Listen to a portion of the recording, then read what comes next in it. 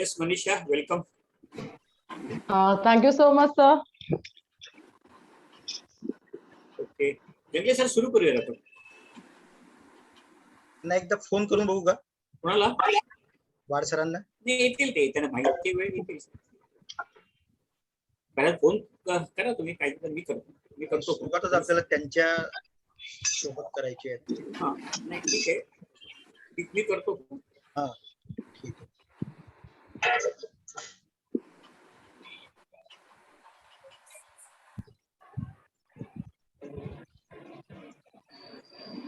माझं आज बोलणं झालं होतं सरांसोबत.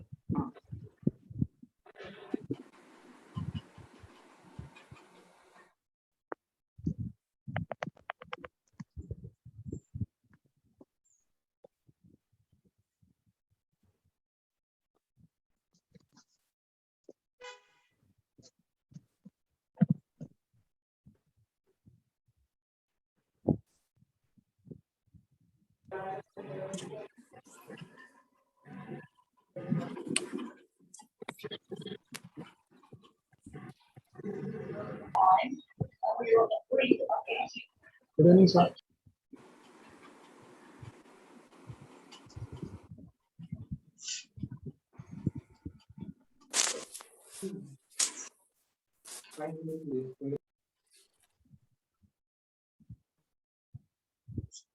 सगळ्यांना एक विनंती आहे, प्रत्येकाने चेक करून घ्या की आपण म्यूट मोडवर आहोत ना.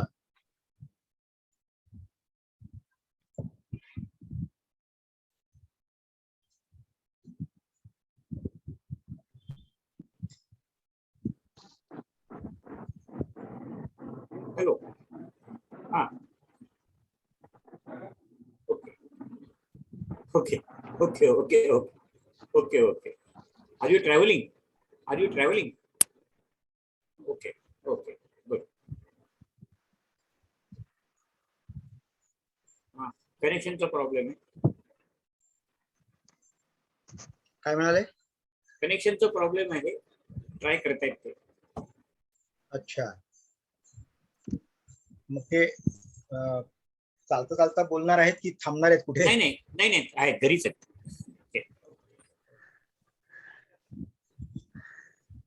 ऑन मूड नाहीये. अच्छा अच्छा, थोडं थांबूया 1-2 मिनिटं.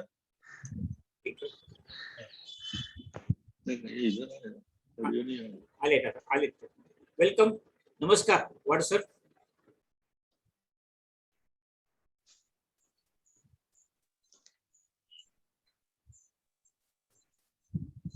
ऑडियो नहीं आ रहा है, उसको बुलाओ. जस्ट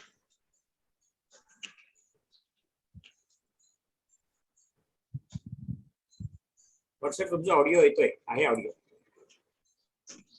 वाड सर तुम्ही जॉईन झालात का? झालेत ते दिसतात.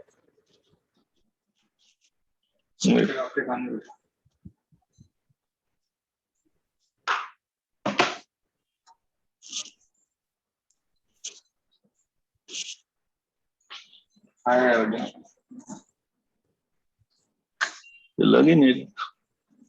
ये कैसे लगा?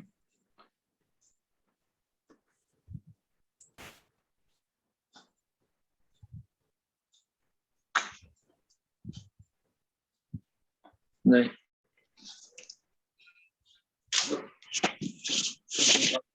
जल्दी करो, लेट हो रहा है.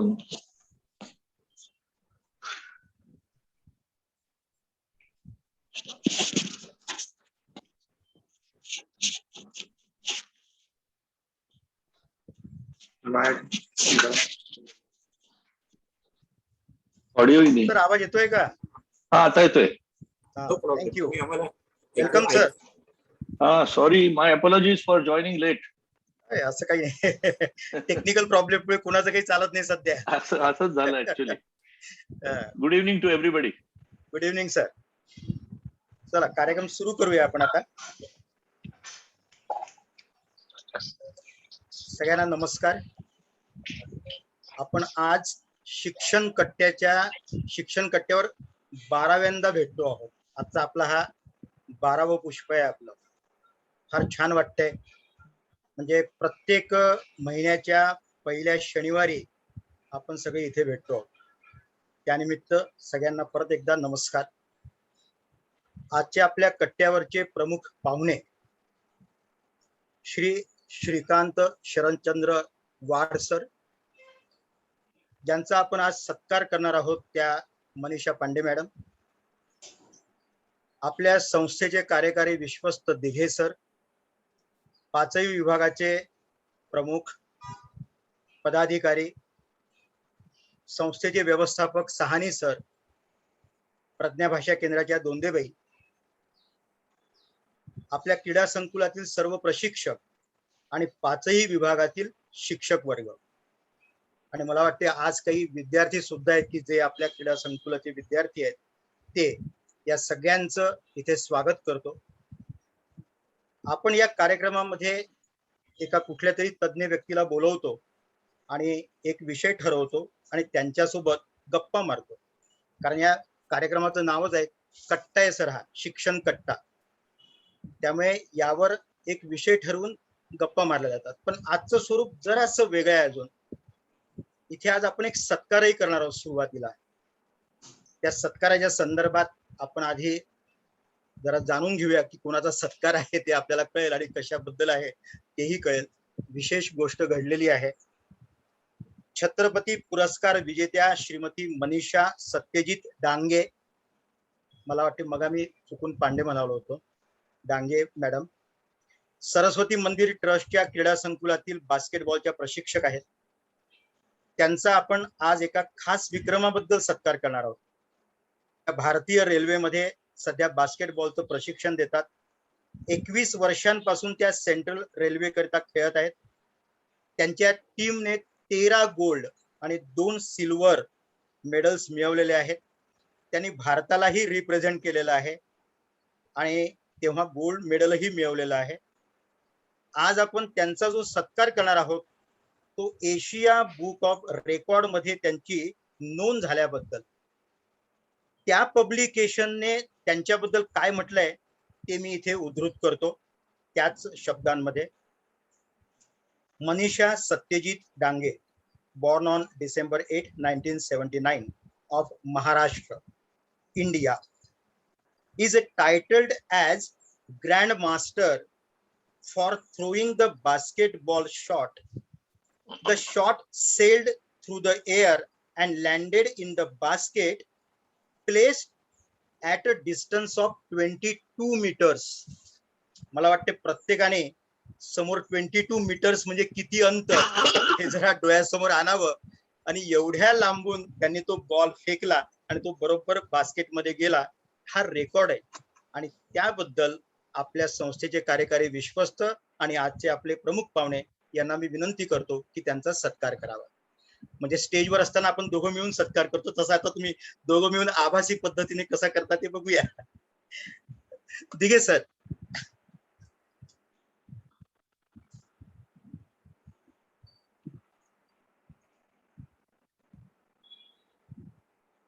दिघे सर, तुमच्याकडे पुष्पगुच्छ आहे ना? फक्त आता मनीषा. हा सर. Good evening sir. ठीक आहे, हा तुझ्यासाठी मॅडम तुम्ही स्वीकारा तो पुष्पगुच्छ. नाही सर, तुमच्याकडनं नेहमीच असतं, पुष्पगुच्छाची गरज नाही. एवढं ऍप्रिसिएशन दिलंय तुम्ही खूप. आणि हा सर, खूप छान वाटतंय ते स्वीकार करायला, हात पुढे करायला हरकत नाही. पण तरी पण okay sir, thank you so much. केला मी हात. थँक्यू. छान, थँक्यू मॅडम. मला ह्या विक्रमाबद्दल गंमत वाटली. लहानपणी गोट्या खेळताना आपण खेळायचो ते काही साधारणपणे 6 ते 8, 10 फूट अंतर असेल आणि बरोबर ती गोटी मारायची आणि मग गोटी मारली तर आपण किती वारे वा पण गोटी जिंकली. हे 22 यार्ड म्हणजे आता फूट किती, 66-70 फूट तोपर्यंत त्या बास्केटमध्ये म्हणजे एकतर तो चेंडू तिथपर्यंत गेला पाहिजे, कुठलाही टप न पडता. त्यांनी सांगितलं एअरली, म्हणजे हवेमध्ये जायचंय. हवेमध्ये जाऊन त्या बास्केटबॉल म्हणजे ह्याच्यामध्ये तो बरोबर. ते बास्केटबॉल किती उंचावर असते? बास्केट किती फुटावर उंच असते ते? सर जमिनीपासून ते रिंग म्हणजे जवळजवळ एक 5 फीट म्हणजे तेवढी लांब असते. तेवढ्या त्याच्यात, आणि त्याच्यात तो परफेक्ट मारायचा. हो ते असं तुझं आता असं म्हणायचं का आम्ही तो योगायोगाने गेला? सर योगायोगाने नाही, ऍक्च्युली बरेचसे अटेम्प्ट घेतलेत. तुम्ही जर माझा व्हिडिओ बघितले तर माझे जवळजवळ 20 एक शॉट्स आहेत. तो ओके योगा 20 शॉट जाणं अशक्य आहे. पण ह्या बास्केटबॉल खेळामध्ये असं अनेक वेळा असं म्हणजे प्रसंग आला असेल ना खेळताना की लॉंग शॉट मारून तो जसं बास्केट करायचं सर येतो ऍक्च्युली शेवटी म्हणजे 40 मिनिट्सचा गेम असतो ना बास्केटबॉल. कसं असतं नेक टू नेक मॅचेस चालू असतात. तर शेवटी एकदम 1 पॉइंट 2 पॉइंटचा लीड असतो आणि फक्त 3 सेकंड उरलेली असतात. अशा वेळेला हा बास्केट कामी येतो ऍक्च्युली. ओके अनएक्सपेक्टेडली कोणी टाकला आणि गेला तर जिंकू ओके. शकतो. बरोबर किंवा डेथ सिच्युएशन मध्ये हा एकदम व्हेरी गुड. Yes. कॉंग्रॅच्युलेशन. आणि आमच्या सरस्वती मंदिर ट्रस्ट तर्फे सगळ्या सगळ्या समस्त सरस्वतीयांतर्फे तुझं अभिनंदन, शाबासकी. आणि असंच thank पुढे you. तुझा अनुभवाचा फायदा आमच्या मुलांना, विद्यार्थ्यांना, खेळाडूंना मिळणारच आहे. हो सर, नक्कीच. आणि मलाही थोडंसं बोलायचं इकडे. Thank you so much Suresh sir, तुम्ही माझं इंट्रोडक्शन दिलं त्याबद्दल. आणि सगळ्यांना एकतर विनम्र नमस्कार माझा सगळ्या शिक्षकांना. आणि इथे आता दिघे सर आहेत, सहानी सर असतील, म्हणजे सरस्वती आहेत सानी सर आहेत. सहानी सर आहेत. सरस्वती संकुलातले किंवा सरस्वती शाळेतले शिक्षक यांच्याकडनं खूप सारं अप्रिसिएशन मला स्वतःला आणि प्लेयर्सना पण मिळत असतं. त्याबद्दल खूप खूप खूप धन्यवाद तुमचे. थँक्यू आणि अभिनंदन madam. Thank you so much sir. आपण पुढच्या कार्यक्रमाकडे वळूया. आज आपल्या कट्ट्यावर आपल्यासोबत गप्पा मारण्याकरता आलेले आहेत श्रीकांत वाड सर. मला असं वाटतं की ठाण्यातली प्रत्येक व्यक्ती त्यांना ओळखते. पण आपल्याला श्रीकांत वाड सर आणि बॅडमिंटन हे माहिती आहे, पण जरासं डिटेल मध्ये माहिती नसतं. अर्थात फार डिटेल त्यांचा परिचय करू शकणार नाहीये कारण तो फारच मोठा आहे. पण एक झलक ज्याला म्हणतात तशी मी थोडक्यात परिचय करून देतो, म्हणजे आपल्याला कळेल की आपण आज कोणत्या व्यक्तिमत्वासोबत संवाद साधणार आहोत. एखाद्या गोष्टीचा ध्यास घेऊन संपूर्ण आयुष्य त्याकरिताच समर्पित करायचं म्हणजे काय, हे जर समजून घ्यायचं असेल तर श्रीकांत वाड सरांच्या आयुष्याचं अवलोकन करावं लागेल. मूर्तिमंत उदाहरण. आवाज येतोय ना माझा बरोबर? हा. उच्च शिक्षित, चांगली कॉर्पोरेट क्षेत्रातील नोकरी, पण मन दुसऱ्याच गोष्टीने अस्वस्थ. अर्थात अशी अस्वस्थता बऱ्याच जणांमध्ये असते, परंतु रुटीन सोडण्याची हिंमत कोणाची होत नाही. वाडसर याला अपवाद ठरले. त्यांनी नोकरी सोडली. मनात ज्याची आस आहे अर्थात बॅडमिंटन, त्याकरिताच पुढील आयुष्य व्यतीत करायचं हा निश्चय केला आणि पुढे साकारलं दादोजी कोंडदेव स्टेडियम मधील सय्यद मोदी बॅडमिंटन प्रशिक्षण केंद्र. ही घटना आहे 1988 सालची, म्हणजे आजपासून 33 वर्षांपूर्वीची. एखादी संस्था स्थापने, पुढाकार घेऊन सातत्यपूर्णपणे इतकी वर्षे तीही दर्जेदार पद्धतीने चालवणे ही नक्कीच सोपी गोष्ट नाही. ही अवघड गोष्ट वास्तवात साकारल्याची नोंद सरकार दरबारी घेतली गेली आणि अकादमीला 24 ऑक्टोबर 2018 रोजी 30 वर्षे पूर्ण झाल्यानिमित्त सध्याच्या महाराष्ट्र राज्याच्या माननीय मुख्यमंत्री श्री उद्धव ठाकरे यांच्या हस्ते वाड सरांचा सत्कार करण्यात आला. या 33 वर्षांच्या वाटचालीत सरांना अनेक सन्मान प्राप्त झाले. यादी फारच मोठी आहे. मी त्यातील काही पुरस्कार वानगी दाखल वाचून दाखवतो. महाराष्ट्र शासनाचा सर्वोत्कृष्ट मार्गदर्शक म्हणून दादोजी कोंडदेव पुरस्कार 2003, क्रीडारत्न सौरभ पुरस्कार सह्याद्री वाहिनी 2010, ठाणे गौरव पुरस्कार ठाणे महानगरपालिका 2006, ठाणे मानबिंदू इंद्रधनु पुरस्कार 2005, ठाणे नगररत्न पुरस्कार 2007. हे जे इतके प्रतिष्ठेचे पुरस्कार मिळतात त्यामागे तपश्चर्या तेवढीच मोठी असते. कामाचा ध्यास असतो, झपाटलेपण असतं. वाड सरांच्या मार्गदर्शनाने आज पावेतो 10 छत्रपती पुरस्कार विजेते खेळाडू घडलेले आहेत. मला वाटतं ही एकच ओळख सुद्धा सरांचा ग्रेटनेस सिद्ध करण्यास पुरेसी आहे. याशिवाय 34 आंतरराष्ट्रीय खेळाडू तर अनेक राष्ट्रीय खेळाडू घडलेले आहेत. जगभरातील सुमारे 15 विविध देशांमधील बॅडमिंटनच्या प्रशिक्षकांना सरांनी मार्गदर्शन केलेलं आहे. म्हणजे प्रशिक्षकांचे प्रशिक्षक आहेत सर. उत्तम संघटक म्हणूनही देशभर त्यांचा लौकिक आहे. जिल्हा, राज्य, राष्ट्र या स्तरावरील अनेक स्पर्धांचे त्यांनी यशस्वी आयोजन केलेले आहे. आता जो मी एक गुण सांगणार आहे तो मात्र फार विशेष आहे. समाजाभिमुखता. त्याचं तर कुणीही अनुकरण करावं अशीच. ठाणे बॅडमिंटन प्रशिक्षण अकादमीचे प्रमुख प्रशिक्षक या नात्याने शेकडो गरजू पण गुणी खेळाडूंना विनामूल्य शिकवून त्यांना खेळात पारंगत केलेलं आहे.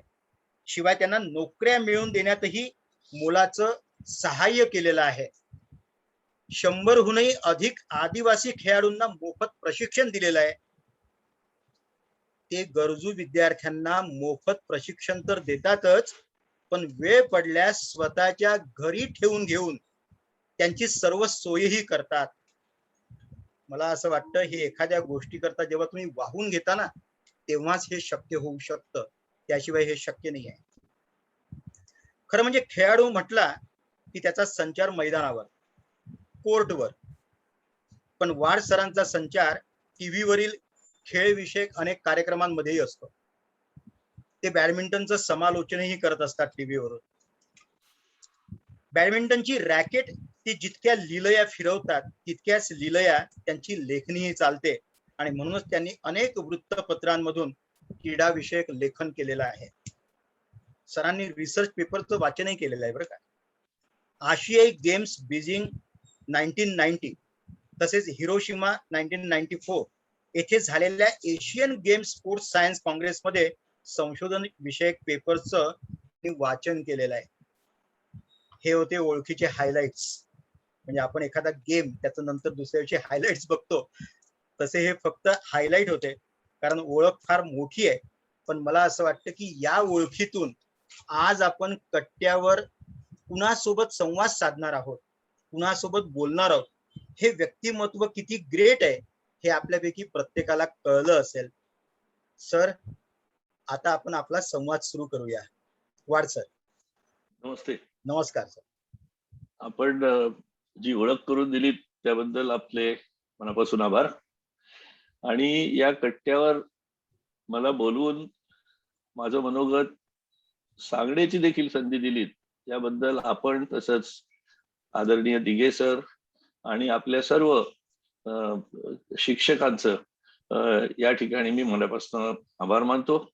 आणि मला असं वाटतं की कार्यक्रमाला सुरुवात करण्यापूर्वी एक फार चांगलं औचित्य असं तुम्ही या निमित्ताने दाखवलेलं आहे. कारण आज टोकियोमध्ये ऑलिम्पिक स्पर्धा आता अंतिम टप्प्यात आलेली आहे आणि भारताने आजवर आतापर्यंत 5 मेडल्सही जिंकलेली आहेत. मला वाटतं या सगळ्या पार्श्वभूमीवर खेळाचं एक प्रकारचं महत्व हे अधोरेखित करायला पाहिजे आणि ते समाजाने करायला पाहिजे असं मला वाटतं. कारण या देशामध्ये दुर्दैवाने क्रिकेट सारखा एखादा खेळ सोडला तर बाकीच्या खेळांना पाहिजे तेवढी प्रतिष्ठा अजूनही नाही.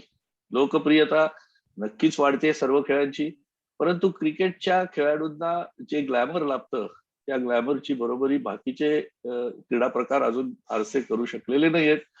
अर्थात बॅडमिंटन मधल्या सिंधू आणि सायनाचा अपवाद सोडता ही परिस्थिती जवळजवळ सर्व क्रीडा प्रकारांमध्ये आहे.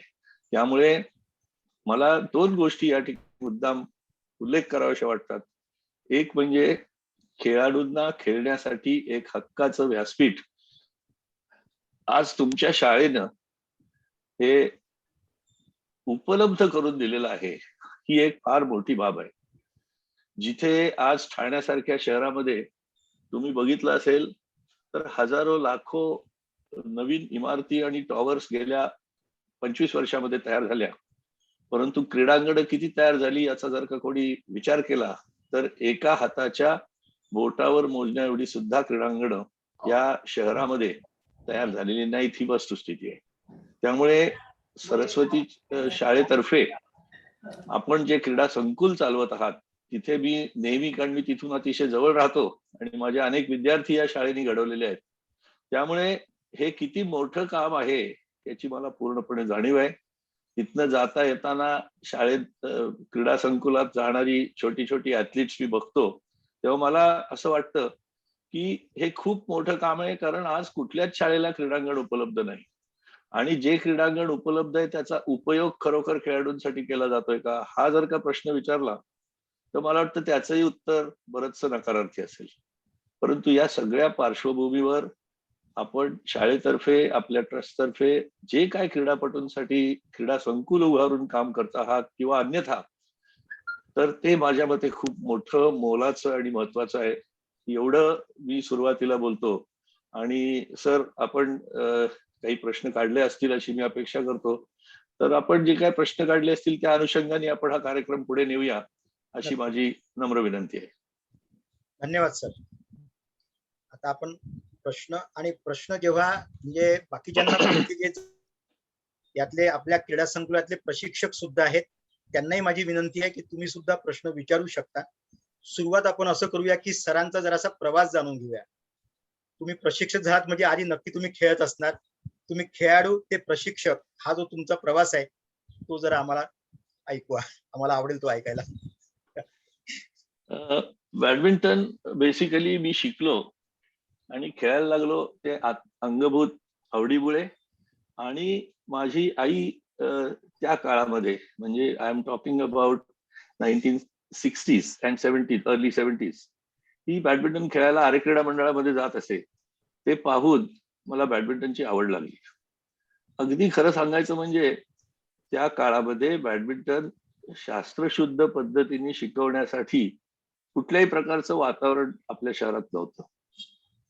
बॅडमिंटन कोर्ट्स त्या काळात 2च होती, एक आरे क्रीडा मंडळ आणि दुसरं सेंट्रल रेल्वे इन्स्टिट्यूट स्टेशनाजवळ, म्हणजे आता जिकडे 1 नंबरचा प्लॅटफॉर्म आहे त्याच्या जवळ. आणि ही दोन्ही कोर्ट ही फरशीची असायची. तिथे लग्नांचे कार्यक्रम, इतर समारंभ, सोहळे चालू असत. आणि जेव्हा लग्नासाठी बुकिंग नसेल त्यावेळेस लोकांनी जाऊन तिथे बॅडमिंटन खेळायचं, अशा प्रकारचा कन्सेप्ट होता. म्हणजे तुमच्या लक्षात येईल की हे कम्प्लिटली नॉन कॉम्पिटिटिव्ह ऍटमॉस्फिअर किंवा एन्व्हायरमेंट ही त्या काळामध्ये होती. परंतु खेळाची आवड लागली. मग त्यासाठी कधी मुंबईला जावं लागलं तर जायचं.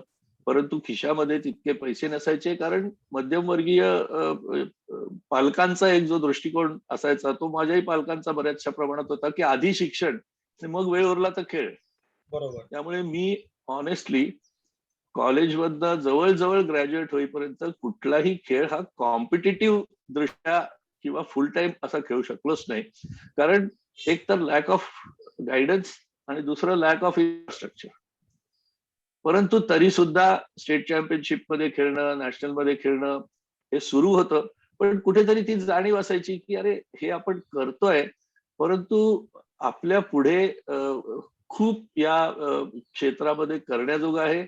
आणि आत्ताच्या किंवा नंतरच्या या शहरातल्या होतकरू मुलांना किंवा नव्या पिढीला हे अशा अडचणी फेस करायला लागू नयेत, म्हणून या सगळ्याचा परिपाक म्हणून जेव्हा ठाण्यामध्ये 1987 साली दादोजी कोंडदेव स्टेडियमचा इंडोर हॉलचा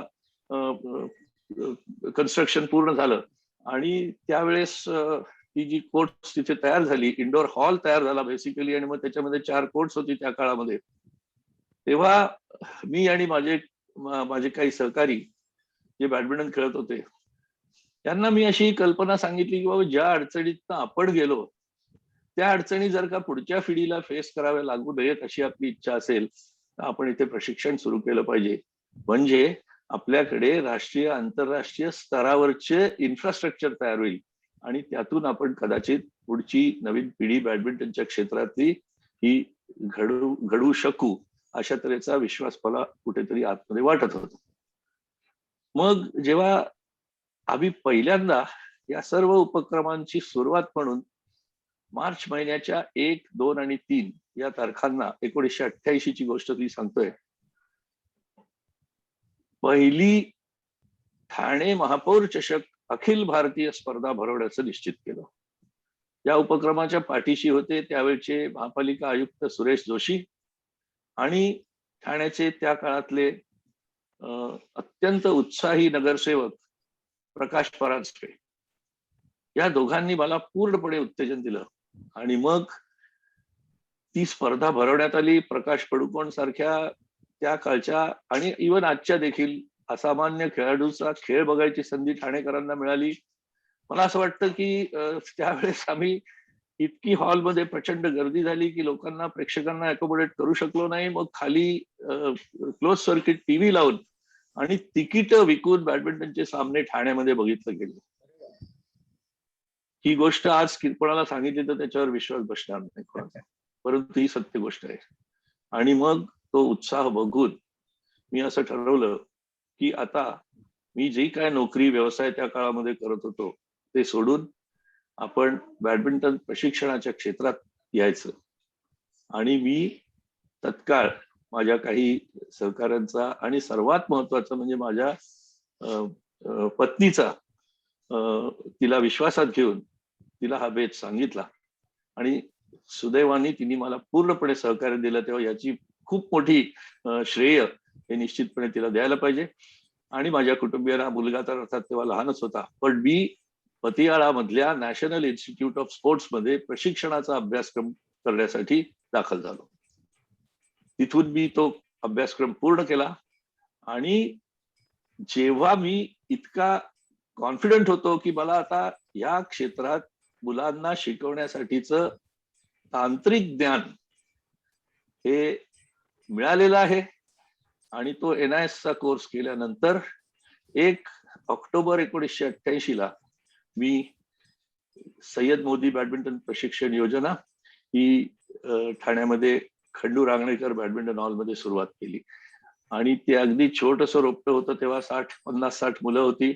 आणि अगदी सुरुवातीच्या काळामध्ये खूप साऱ्या अडचणींचा सामना करत, कारण ठाणा हे नाव मुळी बॅडमिंटन क्षितिजावर महाराष्ट्राच्या नव्हतंच.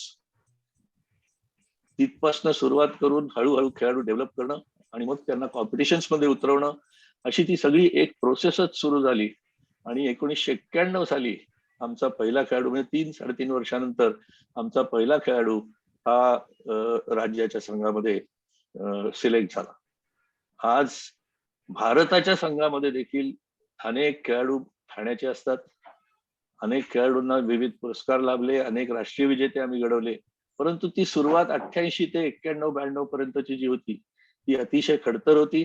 आणि त्या काळामध्ये जे काय, म्हणजे मला तर आठवतं की मी घरी केव्हा जायचो हे देखील माझ्या लक्षात नाही. मी सकाळपासून जो स्टेडियम मध्ये आत्ताच्या भाषेत सांगायचं म्हणजे जो पडलेलो असायचो, तो कित्येक वेळा मला जेवणा खाण्याची शुद्धही राहायची नाही. परंतु एकच ध्यास होता की बाबा आपल्याला खेळाडू घडवायचे. खेळाडू घडवून प्रशिक्षणामधनं पैसे मिळू शकतात ही संकल्पनाच पहिली 5 वर्ष आमच्या डोक्यात कधी नव्हती. ते सगळं कमर्शियलायझेशन जसं जसं संपूर्ण देशभर झालं तसं ते मग ठाण्यात आलं, त्याचं लोन आलं. परंतु पैसे मिळवणं हा त्याच्यातला एंट्री पॉइंट मुळे नव्हताच. एंट्री पॉइंट काय होता की मला खेळाडू घडवायचे. त्यामुळे मला असं वाटतं की आजच्या पिढीच्या क्रीडा मार्गदर्शकांना मी पहिल्यांदा हे सांगेन की तुम्हाला जरी चरितार्थासाठी किंवा उपजीविकेसाठी या क्षेत्रात यायचं असलं तरी सुद्धा that should not be the first objective you have in mind. Your first objective of course should be that I want to produce players and the money will come automatically. त्यामुळे मला असं वाटतं की आजकाल जे कमर्शियलायझेशनचं युग झालेलं आहे तसं काही आमच्या काळात नव्हतं सुरुवातीला. आणि नंतर त्यातून जी आम्ही प्रशिक्षकांची एक फळी तयार केली आणि त्या सर्वांनी इतकं डेडिकेटेड काम केलं की मग त्या रोपट्याचा वृक्ष आणि नंतर महावृक्ष केव्हा झाला हे जर का आज मागे वळून बघताना मला, मी जेव्हा त्याचं इंट्रोस्पेक्शन करतो तेव्हा माझ्या असं लक्षात येतं की this was all because of dedicated efforts of our entire team. भले त्या टीमचा मी लीडर असेल, परंतु ही टीम तयार करणं, ती टिकवणं आणि ती बॅडमिंटनची संस्कृती या शहरामध्ये रुजवणं हे एक प्रचंड चॅलेंज होतं. आणि आज Thane has been known as a hub of badminton in Maharashtra and all over India. असं मी जेव्हा अभिमानाने म्हणतो तर त्याच्या मागे ही 30-32 वर्षाची सलग मेहनत आहे असं मला प्रामाणिकपणाने वाटतं. नक्की. हे जे कमर्शियलायझेशन झालं याचे चांगले झाले, फायदे झाले की काही तोटे झाले? मला असं वाटतं कमर्शियलायझेशन इज इनएव्हिटेबल. याचं कारण असं की शेवटी आज त्याच्यामध्ये फुल टाइम लोक जर का यायला हवे असतील एक्झॅक्टली. आणि क्वालिफाईड सुद्धा, हम्म. तर त्यांना पैसे मिळणं हे आवश्यक आहेच. बरोबर. पण कमर्शियलायझेशनचा किती अतिरेक करायचा, की मला जर का एखाद्या खेळाडूला खेळ शिकण्यासाठी, प्रशिक्षण घेण्यासाठी, स्पर्धेला जाण्यासाठी पैसेच नाहीयेत, त्याची परिस्थिती नाही, पण तो अत्यंत गुणवान आहे, तर बरोबर. अशा खेळाडूला मदत करणं हे मला असं वाटतं प्रत्येक प्रशिक्षकाचं आणि समाजाचं देखील काम आहे. समाजाने किती ते केलंय याच्याबद्दल मी काही फारसं कॉमेंट करणार नाही, पण चांगले लोक अनेक भेटले, अनेक वाईट अनुभवही आले. परंतु मी सांगतोय ते प्रशिक्षकाच्या ऍटिट्यूड बद्दल. मला असं वाटतं की खेळाडू बद्दल एक बॉन्ड असणं, सहानुभूती असणं, एक प्रकारची आत्मीयता असणं हे पैशापेक्षा देखील महत्वाचं आहे. आणि त्यामुळे ही ऍटिट्यूड ज्यांच्यात आहे ते चांगले यशस्वी प्रशिक्षक होऊ शकतात असं मला वाटतं. किती 2000 सालानंतर आलं का हे असं कमर्शियलायझेशन जास्त? हो, साधारण 2000 साल. बरोबर. तुमच्याकडून सर आता 10 हे पुरस्कार, छत्रपती पुरस्कार विजेते घडले. तुम्ही प्रिसाइज 12. 12 आहेत का? अच्छा अच्छा, ओके. हे नंतरचे आहेत, ते 2 नंतरचे आहेत, नाही काय? हे आता गेल्या 2-3 वर्षातले. Okay okay. तर हे 12 छत्रपती पुरस्कार विजेते, ते 34 कदाचित तो अंक जास्त असेल, आंतरराष्ट्रीय दर्जाचे खेळाडू. होय होय. हे जे एवढे जे घडले, आता प्रत्येक मूल हे इंडिव्हिज्युअल डिफरन्स हा तर माणसाचा स्थायी भाव आहे. मग आता प्रत्येक खेळाडू वेगळा असणार, त्याची गुणवैशिष्ट्य वेगळी असणार, त्याची खेळाची स्टाईल वेगळी असणार. मग त्याच्यानुसार हे प्रशिक्षण देण्यामध्ये कसं काय बदल करायचा आणि ते तिथल्या तिथे कसं काय जमतं, ते जरा कठीण काम असेल ना ते? हो, हे काम खूपच आव्हानात्मक असतं. पण एक गोष्ट लक्षात घ्या की टीम गेमचं कोचिंग आणि इंडिव्हिज्युअल गेमचं कोचिंग यात खूप फरक आहे. बरोबर. टीम मध्ये तुम्ही 15 लोकांच्या एका संघाला एकत्र खेळवत असता, त्यामुळे तुम्हाला इफेक्ट जो हवा असतो त्याच्या यशस्वीतेचा, तो टीम म्हणून हवा असतो. त्यातला एखादा खेळाडू चांगला खेळला तरी अंतिमतः टीमचा फायदा झाला का नाही हे जास्त महत्वाचं. बरोबर आहे. पण इंडिव्हिज्युअल गेम मध्ये तसं नसतं. इंडिव्हिज्युअल गेम मध्ये आपला खेळाडू ज्याला आपण मार्गदर्शन करतोय तो जाऊन सामना जिंकला का, एवढ्या निकषावर त्याचं सक्सेस आणि कोचचंही सक्सेस ठरत असतं. त्यामुळे प्रशिक्षणाच्या पद्धतीमध्ये आमूलाग्र हा प्रकारचा बदल आहे. इंडिव्हिज्युअल गेम मध्ये कोचिंग करताना इंडिव्हिज्युअल खेळाडूच्या रिक्वायरमेंट्स समजून घेऊन त्याच्या कच्च्या दुव्यांवर कशी काय सरावानी मात करता येईल ह्याचा विचार करून वैयक्तिक लक्ष देऊन हे कोचिंग करावं लागतं.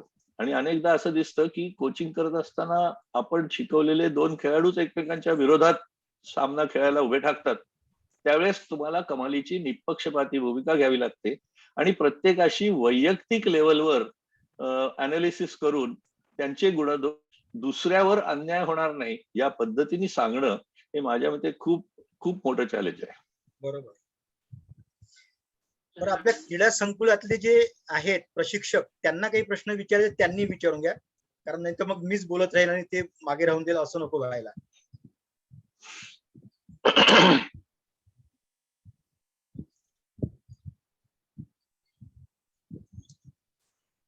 साहनी सर, आपण इथे प्रशिक्षक आहेत का कोणी? प्रशिक्षक आलेले आहेत, मनीषा डांगे पण आलेले आहेत. नाही, मी प्रश्न विचारतो, पण मला एक आठवण सांगायची त्या निमित्ताने. त्याला बरीच वर्ष झाली, म्हणजे 98-99 सालचं साल असेल, आणि वाट सर मला भेटायला आले. तेव्हा मी नुकताच विश्वस्त झालेलो होतो, जबाबदारी घेतली होती, आणि त्यांनी एका छोट्या मुलाला ते बरोबर घेऊन आले होते. तो मुलगा सातारून आला होता, त्याचे आई वडील साताऱ्याला होते, पण त्यांनी साताऱ्याहून त्याला इथं घेऊन ते आले होते आणि आपल्या शाळेत ऍडमिशन घ्या असं मला ते आग्रह करत होते. आपल्या शाळेच्या त्यावेळेस काही फार मोठं स्पोर्ट्स कल्चर नव्हतं. आपण 98 साली क्रीडा केंद्र सुरू केलं, त्याच्यानंतर परिस्थिती बदलली. मग पण त्यावेळेस तसं नव्हतं, आणि आपल्या शाळेला तेव्हा फार गर्दी, म्हणजे ऍडमिशन द्यायची की नाही इथपासून असताना त्यांनी आग्रहाने माझ्या मागे लागून ती ऍडमिशन मला द्यायला लावली. आम्ही ती दिली. त्याच्यानंतर तो खेळाडू राष्ट्रीय पातळीवरचं अजिंक्य, त्यांनी राष्ट्रीय पातळीवरचं अजिंक्यपद मिळवलं. तर मला वाटसं तुम्हाला असं विचारायचं होतं की त्याला तुम्ही हेरलं कुठे, त्याचे गुण तुम्ही कुठे बघितले? पण साताऱ्याहून तुम्ही त्याला ठाण्याला आणलं, त्याचे आई वडील साताऱ्याला होते, ते तुम्ही त्याला ठाणलं, त्याची काळजी घेतली, म्हणजे एक 13-14 वर्षाचा मुलगा असेल त्याची काळजी घेऊन तुम्ही त्याला एक नॅशनल चॅम्पियन केलं. तर ते कसं केलं आणि ती एक तो प्रवास आहे तो जरा सांगाल का तसं, की तुम्ही खरोखरच त्याला घडवलं? तुमची आठवण बरोबर आहे. मला तो खेळाडू चांगलाच आठवतो आणि त्याची परिस्थिती चांगलीच आठवते. मी आग्रह धरण्याचं एवढंच कारण होतं की मला कुठेतरी असं वाटत होतं की त्या मुलाला योग्य तो सपोर्ट मिळाला आणि अनुकूल परिस्थिती त्याला प्रॅक्टिससाठी आपण उपलब्ध करून दिली आणि अर्थात मार्गदर्शन केलं तर तो खेळाडू निश्चितपणे चमकू शकेल. आता माझ्याकडे कसं होतं की बऱ्याच वेळा विशेषतः उन्हाळ्याच्या सुट्टीत ही संपूर्ण महाराष्ट्रातनं आणि त्या काळात संपूर्ण देशातनं देखील खेळाडू येत असत आणि इतकं ते अकॅडमीचं नाव असं झालेलं होतं की ते मग काय वाटेल ते करून आमच्याकडे ऍडमिशन घेण्यासाठी मग कोणी पेईंग गेस्ट म्हणून राहील, कोणी भाड्याने राहील, कोणी आमच्या हॉस्टेलला फार लिमिटेशन्स होती त्यावेळेस, अजूनही आहेत. तर असं करून ते मेहनत करायचे आणि मग ह्या 1.5 महिन्याच्या काळामध्ये जेव्हा उन्हाळ्याची सुट्टी असायची तेव्हा मला त्यांचा खेळ निरखण्याची संधी मिळायची आणि तिथे हे जे काय प्रकारचं टॅलेंट स्पॉटिंग आहे त्याला तुम्ही म्हणता की ते हेरलं कसं, हे समजा एखादा हे उदाहरण द्यावं की नाही मला माहिती नाही, एखादा जवाहीर असतो तो हिरा काय दर्जाचा आहे हे पटकन पारखू शकतो. बरोबर. तसं आम्हाला काही ठोकताळे असतात, काही आराखडे असतात की त्या खेळाडूला खेळताना माझ्या पटकन लक्षात येतं की बाबा हा काय काय पॅरामीटर्स आहेत आपले, स्पीड मध्ये हा कसा आहे, टेक्निक मध्ये कसा आहे, ऍटिट्यूड कशी आहे बेसिकली, आणि हे काही ठराविक हे बघून आम्ही ठरवतो की नाही हा खेळाडू is worth taking efforts on. हा खेळाडू हा केवळ वेळ घालवण्यासाठी इथं आलेला आहे किंवा या खेळाडूला खरा इंटरेस्ट नाहीये पण आई वडिलांनी जबरदस्तीने पाठवलंय म्हणून आलाय. निरनिराळ्या कॅटेगरीज मध्ये आम्ही त्याला मनातल्या मनात क्लासिफाय करतो. आणि टेक्निकल स्किल्स असतील ती आता आजकाल संशोधनानंतर अनेक प्रकारच्या बॅटरी ऑफ टेस्ट आलेल्या आहेत की त्यांची फिजिकल पॅरामीटर्स कशी शोधायची हे सगळं आता आलेलं आहे. पण मला असं वाटतं की एखादा खरा प्रशिक्षक तोच की ज्याला खेळाडूकडे खेळताना पाहून पटकन जजमेंट येतं की बाबा हा प्लेअर बनू शकतो. उदाहरणार्थ जर का तुम्ही विचारलात तर सचिन तेंडुलकर जेव्हा आचरेकर सरांच्याकडे पहिल्यांदा आला तेव्हा तो आउटस्टँडिंग प्लेअर नव्हता, पण आचरेकरांनी त्यातले गुण शोधले आणि मग त्याला ग्रूम केलं. तर माझ्या मते हे त्या प्रशिक्षकाचं कसब आहे की how does he identify the talent. हे असं सांगता येणं फार अवघड आहे पण ते बरोबर आहे. खेळाडूला बघून प्रशिक्षकाला जाणवतं की हा प्लेअर होऊ शकतो. या कधी गोष्टी कधी शब्दात जजमेंट मांडणं फार चुकतात, कठीण आहे. कधी जजमेंट चुकतातही हो, असं काही नाही. अशा पण वेळेस मला या निमित्ताने दिघे सरांचा पुन्हा आभार मानावे पाहिजेत की त्यांनी त्यावेळेस मला सहकार्य केलं. आणि त्या निमित्ताने त्याच्या पुढे आम्ही सर्व पटीने विद्यार्थ्यांना ज्या काही सवलती असतात, कारण त्याच्या अगोदर आमच्या शाळेमध्ये खेळणं हा एक प्रकारचा थोडासा म्हणजे अभ्यास न करणाऱ्या मुलांचा गट म्हणून त्यांच्याकडे बघितलं जायचं आणि कुठल्याही प्रकारच्या सवलती नसायच्या. पण नंतर आम्ही मुद्दामून मुलांना सवलती म्हणजे प्रशिक्षणार्थासाठी, स्पर्धेसाठी त्यांना सवलत देणं, त्याच्यानंतर परीक्षा त्यांच्या वेळेप्रमाणे अरेंज करायचं, वेळ आली तर ते, आणि त्याचा रिझल्ट तुम्हाला लक्षात आहे की आज आमच्याकडे 3 शिवछत्रपती माजी विद्यार्थी आहेत, 3 शिक्षक आमचे शिवछत्रपती आहेत. पण हे सगळ्याची सुरुवात कुठेतरी त्या छोट्याशा खेळाडूकडून झाली. मला पुढचा प्रश्न असं विचारायचा आहे की एक वेळ अशी येते की पालकांच्या समोर की आता काय पुढे काय, म्हणजे स्पेशली 10वीच्या नंतर. 10वी ही बाउंड्री लाईन आहे. 10वी पर्यंत ठीक आहे, चल उत्साहाने तू खेळला, तू ह्या लेवल पर्यंत पोहोचला. पण त्याच्या पुढे जेव्हा करिअरचा प्रश्न येतो, चॉईस निवडण्याचा, आणि तुमच्याकडे जेव्हा पालक येतात की आता त्यांनी खेळावर कॉन्सन्ट्रेट करावं आणि खेळाडू एक पातळी गाठावी, वरची पातळी, का त्यांनी आता एक करिअर निवडून अभ्यासाला किंवा त्या करिअरच्या कौशल्य विकासाकडे जावं, अशा वेळेस तुम्ही पालकांना काय सल्ला देता, कशा प्रकारे सल्ला त्यांना? फारच चांगला प्रश्न आहे सर. मी असं म्हणेन की पालक अनेक प्रकारचे आणि अनेक निरनिराळ्या प्रकारचा अप्रोच असणारे आम्हाला भेटत असतात. पहिली पालकांची कॅटेगरी अशी आहे, ते म्हणतात की सर आमचा मुलगा मोठा होऊन क्वालिफाय डिग्री मिळवून आमच्या घराला हातभार लावेल अशा प्रकारे तो पुढे त्याची करिअर घडवता येईल का नाही. तुम्ही खेळायला, तुम्ही म्हणताय त्याच्यात टॅलेंट आहे, तुम्ही त्याला खेळायला नेलं तर आम्हाला गॅरंटी काय की तो मुलगा त्याच्यामध्ये यशस्वी होईल आणि पैसे कमवून आणेल. अशा प्रकारची पालकांची एक कॅटेगरी असते. दुसरी कॅटेगरी अशी असते की ते म्हणतात की नाही, आमच्या मुलाला आम्ही तेवढं फ्रीडम देतो, त्यांनी ठरवावं की काय करायचंय पुढे, आम्ही त्याला सपोर्ट देऊ. तिसरी कॅटेगरी अशी असते की ते म्हणतात की आम्ही दोघंही कमावतोय, आम्हाला पैशाला काही प्रॉब्लेम नाही, आमच्या पिढीचं असं ड्रीम होतं की आम्ही खेळामध्ये चमकावं, ते आम्हाला काही शक्य झालं नाही, पण आमच्या मुलाला तुम्ही चमकवा, आम्ही त्याला लागेल तो सपोर्ट देऊ. आणि मग हे पालक, काही तर पालक मी आता अलीकडे सर असे बघतो आहे की ते म्हणतात की शिक्षण एक्सटर्नली केलं तरी चालणार आहे आम्हाला. 10वी पण आम्ही 17 नंबरचा फॉर्म भरून देऊ, 12वी पण आम्ही तशीच करू, आम्हाला शाळा कॉलेजातली बंधनच नको आहेत, आम्ही फक्त 24 तास बॅडमिंटनसाठी किंवा काय जो काय खेळ ते निवडत असतील त्याच्यावरच कॉन्सन्ट्रेट करून आमच्या पाल्याला तुम्ही चॅम्पियन बनवा. अशा 3-4 कॅटेगरी मधले पेरेंट्स येत असतात. परंतु मला असं वाटतं स्वतःला, माझ्या स्वतःच्या उदाहरणावरून, की जरी तुम्ही फुल टाइम बॅडमिंटन स्पोर्ट्स करत असलात तरी सुद्धा शिक्षणाचं महत्व जे जीवनामध्ये आहे ते इग्नोर किंवा निग्लेक्ट करून चालणार नाही. कारण खेळाडू म्हणून तुम्ही किती महान असलात तरी एक ह्युमन बिईंग म्हणून तुम्ही काय आहेत किंवा काय होणार आहात किंवा काय आहात हे तुम्हाला शिक्षण सांगत असतं. त्यामुळे मी स्वतः असं म्हणेन की जरी अगदी तुम्ही 17 नंबरचा फॉर्म भरून बाहेरनं शिक्षण घेतलं तरी सुद्धा अभ्यास रेग्युलर करणं हे अत्यंत महत्वाचं आहे. मग मी एक तुम्हाला या संदर्भातलं उदाहरण देईन. मी इंडोनेशियामध्ये आजवर कमीत कमी 20-25 वेळा गेलोय. इंडोनेशिया हा देश हा बॅडमिंटनचं माहेरघर समजला जातो. Indonesia, Malaysia, Korea, Thailand, China हे सगळे राईस इटिंग कंट्रीज फॉर्च्युनेटली और अनफॉर्च्युनेटली हे बॅडमिंटन मध्ये टॉप आहेत. त्यातल्या त्यात Indonesia has a longer history of badminton. या देशामधल्या अनेक अकॅडमीज मध्ये ज्या राष्ट्रीय स्तरावर काम करतात त्या सर्व अकॅडमीजला schools R attached.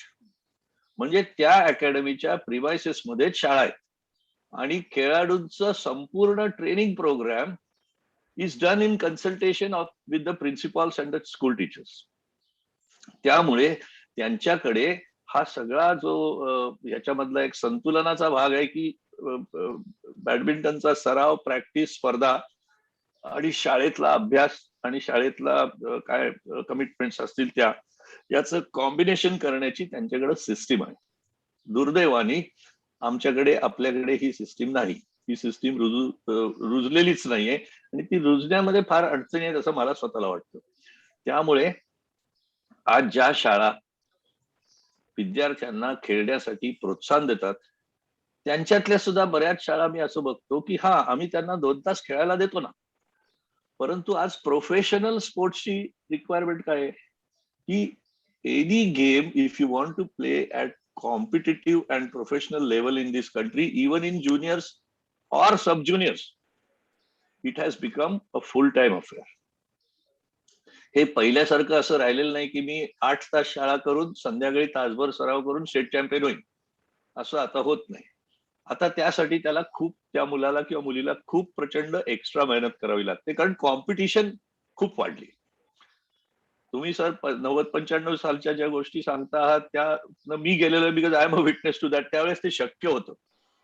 Now the field of sports has also changed. त्यामुळे बरं, याच्यातला एक महत्वाचा फॅक्टर आपण लक्षात असा घेत नाही, म्हणजे तुम्ही नव्हे पण पालक लोक, की इतके तास अभ्यास, इतके तास शाळा, इतके तास ट्रेनिंग, इतके तास फिजिकल फिटनेस, पण याच्यामध्ये तुमच्या मुलाच्या किंवा पाल्याच्या रिकव्हरीचं काय? ही रिकव्हरी नुसती शारीरिक नसते तर ती मानसिक सुद्धा असते. आपण एकावर एक लोड टाकत गेलो तर त्या खेळाडूंना, तर त्या पाल्यांना एक प्रकारचं फिजिकल अँड मेंटल फटीग येतो, एक प्रकारचं एक्झॉशन फिलिंग येतं आणि मग त्यांची रिकव्हरी जर झाली नाही तर खेळातही प्रगती होत नाही आणि अभ्यासातही प्रगती होत नाही. त्यामुळे हे सगळं बॅलन्सिंग करणं हे अतिशय महत्वाचं असतं की त्या मुलांना सफिशियंट रिकव्हरीचा पिरियड देणं हा माझ्या दृष्टीने अत्यंत महत्वाचा चॅलेंज आहे. आणि त्याच्याबद्दल फारसा विचार एज्युकेशन म्हणजे अकॅडमिक्स मधनही होत नाही आणि आमच्या क्षेत्रातही होत नाही. कारण everybody tries to put load on the child, but what about his personal recovery, physical and mental both. आणि त्यांची ग्रोथ तितकी हेल्दी जितकी व्हायला पाहिजे तितकी होत नाही. मग अशा वेळेस काय करता येईल? मग ती मुलं ज्याला आपण एक कॉमन शब्द आहे बर्नआउट होतात, मग आपला पर्पजच डिफीट होतो. त्यामुळे या सगळ्याचं योग्य संतुलन साधून क्रीडा क्षेत्राला पुढे नेलं पाहिजे असं मला वाटतं. बरं, वाड सर, तुमच्या वर्षापूर्वी- याच प्रश्नामधून माझा प्रश्न आहे की आपल्याला हे शाळा जगले सर एक मिनिट. हा, बोला. 2 वर्षापूर्वी महाराष्ट्र शासनाने असं पार्ट टाइम म्हणजे अर्धी शाळा आणि अर्ध असं अधिकृत धोरण जाहीर केलं होतं. मला माहित नाही की त्याचा GR म्हणजे इम्प्लिमेंट झालं की नाही वगैरे, पण असं केलं होतं की मुलांनी अर्धा दिवस शाळा ऑफिशियली करायची आणि अर्धा दिवस असं पेपरातून वाचलं होतं की झालं होतं. तर त्याचं काही पुढे झालंय का? म्हणजे असं खरोखरच सरकारी धोरण प्रत्यक्षात हे उतरलंय का? माझ्या माहितीप्रमाणे नाही. नाही आलं. नाही. ओके. आपल्या इथं बाभुळकर सर आहेत, ते आमच्या जिम्नॅस्टिकचे कोच आहेत आणि राज्यस्तरावर म्हणजे शासकीय शिक्षक पण आहेत. बाभुळकर सर, तुम्हाला याची काही माहिती आहे का? म्हणजे हो सर, थँक्यू व्हेरी मच. वाड सर नमस्कार. नमस्ते. नाही सर, ऍक्च्युली काय होतं की असे पण अनुभव येतात याच्यामध्ये की जसं वाड सरांनी पण सांगितलं की रिकव्हरी हा एक पार्ट खूप महत्वाचा आहे. म्हणजे जे मी स्वतःही अनुभवतो आणि आपल्या शाळेकडनं तरी बऱ्यापैकी विद्यार्थ्यांना सकाळचे 2 तास अवेलेबल खेळासाठी करून दिले जातात आणि त्याच्यामुळेच त्यांची प्रॅक्टिस पण होऊ शकते, प्लस थोडं रिकव्हरी पण. तरी सुद्धा तो लोड आहेच बऱ्यापैकी. तर सर, तुम्ही जे विचारलं आता की शासनाकडनं काही असं झालं का, असं काही झालेलं नाहीये सर. आणि जरी शासनाने असा GR काढला तरी बऱ्याच शाळा ऐकत पण नाही या बाबतीत. आणि म्हणजे हे अनुभव बरेच वर्षाचे आहे. मग ते इंडिव्हिज्युअल लेवलला आम्ही कोच म्हणून त्या शाळेला भेटतो आणि त्यांना रिक्वेस्ट करतो की हा खेळाडू असा असा आहे तुमच्या शाळेत आणि चांगला रिझल्ट देऊ शकेल, तर याला तुम्ही थोडंसं पिरियड मधून कन्सेशन द्या. त्याच्या अभ्यासाची जबाबदारी पाहिजे तर आम्ही घेऊ त्या प्रकारे. आणि तेव्हा हे सगळं सॉल्व्ह होतंय. म्हणजे जे सिस्टम म्हटली सरांनी, ती सिस्टम अजूनपर्यंत काही लागू होत नाही. मध्यंतरीच्या काळात अजून एक गोष्ट छान आली होती याच्यामध्ये की होम स्कूल तर आहे सुरू, त्याशिवाय शाळेमध्ये ऍडमिशन घ्यायची मुलांनी आणि परीक्षा डायरेक्ट द्यायची. होम स्कूलमध्ये काय होतं की शाळेमध्ये ऍडमिशन नाही राहत, डायरेक्ट परीक्षा दिल्या जातात. त्यामुळं ज्या DSO लेवलच्या स्कूल नॅशनल्स वगैरे स्पर्धा आहेत त्या खेळल्या जाऊ शकत नाही. तो एनरोल शाळेमध्ये होणे आणि त्यानंतर त्यांनी खेळत राहणे आणि त्याचा अभ्यास त्यांनी करत राहणे. कारण शाळेमध्ये 8 तास बसल्यापेक्षा 2 तास जर त्या खेळाडूंनी अभ्यास केला व्यवस्थित, तर तो इतर वेळ सगळा तो खूप छान प्रकारे देऊ शकतो. हा माझा स्वतःचा अनुभव आहे. आणि खरंच त्याच्यामध्ये जे सरांनी म्हटल्याप्रमाणे इम्प्रुव्हमेंट तेवढी जास्त चांगल्याने होऊ शकतं. मागल्या ज्या BJP गव्हर्नमेंट होतं तेव्हा विनोद तावडे साहेबांकडे प्रपोजल पण दिलेलं होतं, पण ते अजून इम्प्लिमेंट झालं नाही. मला वाटतं सगळ्यांच्याच वतीने थोडंसं या गोष्टीत जर लक्ष दिलं गेलं तर होऊ पण शकतं. पण हे जे आहे की खेळ आणि शिक्षण ह्या दोन्ही गोष्टी समांतर जर चालल्या तरच आपल्या देशात खरंच अजून जास्त प्रगती होऊ शकते आणि अजून इन्व्हॉल्वमेंट वाढू शकते. मेनली होतं असं की तुम्ही जर जेव्हा एखादा कॉम्पिटेटिव्ह लेवलला खेळाडू घेतला तर आम्ही सांगतो त्यांना की याला इतका तास खेळायची गरज आहे तर तो पुढे कॉम्पिटिशन आहे. पण पालक अलाउ करू शकत नाही कारण शाळा तशी अलाउ करत नाही किंवा त्यांना काहीतरी कुठेतरी वेगळ्या प्रकारे करायचं असतं शिक्षणाच्या माध्यमातून. त्यामुळे ह्या गोष्टी होत नाही आणि सिस्टम बसत नाहीये. बर्नआउटचा विषय निघाला होता म्हणून वाट सर मला विचारत होतं हे त्यात आता IPH म्हणजे डॉक्टर नाडकर्णी या बाबतीत म्हणजे मानसशास्त्राच्या दृष्टिकोनातून IPH संस्था आणि डॉक्टर नाडकर्णी स्वतः बरंच काही करतात. आता हे जे क्रीडा मानसशास्त्र आहे हा जो वेगळा विभाग आहे त्याची काही माहिती सांगू शकाल का? म्हणजे क्रीडा मानसशास्त्र. देवानी डॉक्टर आनंद नाडकर्णी हे आमच्या अकॅडमीला देखील अटॅच्ड कन्सल्टंट आणि फॅकल्टी म्हणून काम बघतात आणि त्यांनी आमच्या अनेक बॅडमिंटन खेळाडूंना वेळोवेळी मार्गदर्शन केलेलं आहे. मला असं वाटतं क्रीडा मानसशास्त्र हा अत्यंत महत्वाचा फॅक्टर आहे. आणि जसं म्हटलं जातं एक फेमस सेइंग आहे की all big matches are first won in mind and then by the body. तसं मानसशास्त्रामुळे क्रीडा मानसशास्त्रामुळे खेळाडूंना एक प्रकारचं मानसिक बळ संतुलन लाभत असतं आणि त्याचा उपयोग करून त्यांना अनेक अटीतटीचे सामने किंवा ज्याला क्रच सिच्युएशन्स म्हणतो त्याच्यावर मात करता येते, असं माझं स्पष्ट मत आहे आणि त्याचा वेळोवेळी मी अनुभव घेतलेला आहे. जंगले सर, काही शास्त्राचा संबंध पुढे चालू. आहेच. आपलं वारसर आता जे आपलं चालू आहे सगळं शिक्षण आणि खेळ याचा समन्वय कसा साधायचा याच्यावर आपली चर्चा चालू आहे. तर आपण हे जे विद्यार्थी आपल्या शाळेत शिक्षकांच्या समोर असतात, तर त्या शिक्षकांचा काय रोल असला पाहिजे की यामध्ये खेळाडू आहे लपलेला, हे आम्ही लोकांनी काय करायला पाहिजे? तुमचं काय मार्गदर्शन असेल आम्हाला? मला असं खेळाशी वाटतं की संबंध Implement नाहीये. करणं. जंगले सर, तुम्ही हे क्रीडा शिक्षकांविषयी बोलतात का? नाही, आता कसं आहे, क्रीडा शिक्षक Subject. म्हटल्यानंतर जेव्हा स्पर्धा चालू असतात तेव्हा सगळे शिक्षक तिथे असतात. ते पण म्हणजे एकूण जर शिक्षकांकडे जर ती दृष्टी असेल काहीतरी हेरण्याची, तर त्याला रिकमेंड करता येईल. आपण वर्ग शिक्षक म्हणूया. वर्ग क्रीडा शिक्षकाकडे शिक्षक त्याच्यात आहेतच म्हणजे. पण आपण वर्ग शिक्षकाला बघूया. म्हणजे वर्ग शिक्षकांनी कसं हा, सगळे एकूण शिक्षक म्हणजे आम्ही काय मला करायला वाटतं पाहिजे? हा एक खूप चांगला प्रश्न आहे. आणि मला असं वाटतं काय होतं की अनेकदा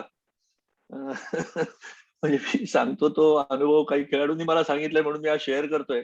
it may not be a generalize statement but it could be a specific statement, की अनेकदा खेळाडूंना असा अनुभव येतो की एखादी चांगली स्पर्धा जिंकून तो जेव्हा 8-10 दिवसांच्या ब्रेक नंतर शाळेत जॉईन होतो, तेव्हा त्यांनी मिळवलेल्या यशाचं कौतुक सर्वांच्या समोर होण्याऐवजी तू किती अभ्यास मिस केलायस आणि ही परीक्षा आता तुला पुन्हा कशी द्यावी लागेल, अशा तऱ्हेची थोडीशी डिस्करेजिंग ट्रीटमेंट देखील शिक्षक देतात. हे अनेक अनुभव आहेत. काही शिक्षक असे असतात की ते पहिल्या दिवशी तुम्ही शाळेत पोहोचल्यानंतर तुमचं कौतुक करतात आणि सर्वांच्या समोर तुम्हाला शाबासकीची थापही देतात. तेव्हा मला असं वाटतं की हे काही जनरलाइज नाही, परंतु ओव्हरऑल शिक्षकांनी हे लक्षात घेतलं पाहिजे की जसं एखादा खेळाडू, एखादा मुलगा हा अभ्यासात चमकतो आणि यश मिळवतो, तितकंच महत्व किंवा तितकाच इम्पॉर्टन्स आपण त्यांनी समजा खेळामध्ये काही कामगिरी केली असेल तर ती देखील रेकग्नाइज करून त्याला ऍट पार ट्रीट केलं पाहिजे किंवा त्याचा ऍब्सेंटिझम कंडोन करून त्याला जितकं सहकार्य करता येईल तितकं केलं पाहिजे. बिकॉज आज तुम्ही बघितलं असेल की चीन सारखा देश जवळजवळ माझ्या मते 101 ऑलिम्पिक मेडल्सच्या आसपास पोहोचलेला आजची टॅली बघितली तर, आणि भारत आज 5वर आहे. हे का होतंय? याचं कारण बेसिकली असं आहे की आपल्याकडे स्पोर्ट्स कल्चर नाही. अजूनही कुठेतरी सुप्त मनामध्ये ती भावना आहे की अरे sports is waste of time. तू कोण मोठा जाऊन ऑलिम्पिक चॅम्पियन होणार आहेस? गपचूप अभ्यास कर. अशा प्रकारची जर का स्टेटमेंट आली तर तो खेळाडू काय बेसिसवर पुढे परस्यू करेल? अशा प्रकारचे अनुभव येऊ नयेत अशी माझ्यासारख्या क्रीडा प्रशिक्षकाची इच्छा असते. आणि सुदैवाने गे सरांच्या सारखे शिक्षणातले जे दिग्गज आहेत शिक्षण क्षेत्रातले, त्यांना ही भावना समजते, म्हणून तुमच्यासारख्या शाळेमधनं खेळाडू तयार व्हायला लागलेले आहेत. परंतु ही ऍटिट्यूड, हे कल्चर, हे ऍटमॉस्फिअर किंवा ही एन्व्हिरॉन्मेंट ही सर्वत्र अजूनही दिसत नाही. त्यामुळे त्याच्यात बदल होणं, स्पोर्ट्स कल्चर एस्टॅब्लिश होणं आणि स्पोर्ट्समनना रिस्पेक्ट मिळणं, हे माझ्या दृष्टीने समाजात अत्यंत महत्वाची गोष्ट आहे. ते जोपर्यंत होत नाही तोपर्यंत India will remain in the like a back bencher in this big sports events like Olympics. मला वाटतं हे वरच्या पातळीवरूनच व्हायला पाहिजे, नाही का? मला असं वाटतं हे समाजाने स्वीकारायला पाहिजे. आज जर का तुम्ही मेन्स हॉकी टीम बघितली तर आज मेन्स हॉकी टीमचे जर का खेळाडू आज आपल्या मुंबई शहरामध्ये मुंबईच्या एअरपोर्टवर उतरले, आता not wearing their jerseys and trophy or medal, तर तुम्ही त्यांना ओळखू शकाल का सर? नाही ओळखू शकणार. बरोबर आहे. कारण त्यांच्यावर प्रसिद्धी तर होतच नाही, त्यांच्याकडे स्पॉन्सर जात नाही. तर ही परिस्थिती बदलायला पाहिजे. तुम्ही जसं म्हणाल होतो तेव्हा सगळा फोकस, सगळा झोत आपला सगळा एकाच खेळावर आहे. फक्त क्रिकेटरांना सगळे ओळखतात. आपल्याला हा खेळ आणि शिक्षण याचा समन्वय साधावाच लागेल कधीतरी. तर कारण याच्यातून फक्त असं नाही होणार आहे की खेळामधले मेडल जास्त मिळतील. मला असं वाटतं याच्यातून एकूणच माणूस म्हणूनच डेव्हलप जास्त होईल, नाही का? सर्वांगीण विकास. एक्झॅक्टली. जे सध्या म्हणजे शिक्षणाचं जे मुख्य उद्दिष्ट आहे सर्वांगीण विकास, तोच जर आपल्याला खऱ्या अर्थाने साधायचा असेल, कारण खेळातून तो शरीराने, बुद्धीने, मनाने, सगळ्या गोष्टीने सक्षम होणार आहे. बरोबर का नाही? बिलकुल. 100% खरं आहे. आणि मला असं वाटतं खेळण्यामध्ये जे आय अँड हँड कोऑर्डिनेशन लागतं, जे कॉन्सन्ट्रेशन लागतं, त्याचाही इथे अभ्यासामध्ये फायदा होईल. अगदी नक्कीच होतो. इनफॅक्ट मी असं म्हणेन की मला असे असंख्य अनुभव आहेत की जे अ, अ, पाल्य जे खेळाडू हे अभ्यासामध्ये ऑर्डिनरी होते, त्यांनी एखाद्या खेळामध्ये प्रावीण्य मिळवायला सुरुवात केल्यानंतर त्यांचा अभ्यासातला देखील परफॉर्मन्स हा सुधारलेला आहे. अशी शेकडो उदाहरणं मला माहिती आहेत. एकदम बरोबर. हे उदाहरण तर आपण शाळेचं अस्मिता चितळे होय. जिम्नॅस्टिक हो म्हणजे हो मार्च महिन्यात परीक्षा एसएससी असताना तिने फेब्रुवारी महिन्यात नॅशनल लेवलच्या स्पर्धेत भाग घेतला होता. हो म्हणजे फेब्रुवारी महिन्यात म्हणजे परीक्षा अगदी उंबरठ्यावर आली होती आणि तरी 92% मार्क मिळवले होते. हे आपल्या अगदी आमच्या शाळेचं उदाहरण समोर आहे. अगदी अगदी म्हणजे तिने अभ्यासात इकडे सुद्धा ती 90+ आणि तिकडे सुद्धा ती छत्रपती पुरस्कार विजेती, असं कॉम्बिनेशन आहे.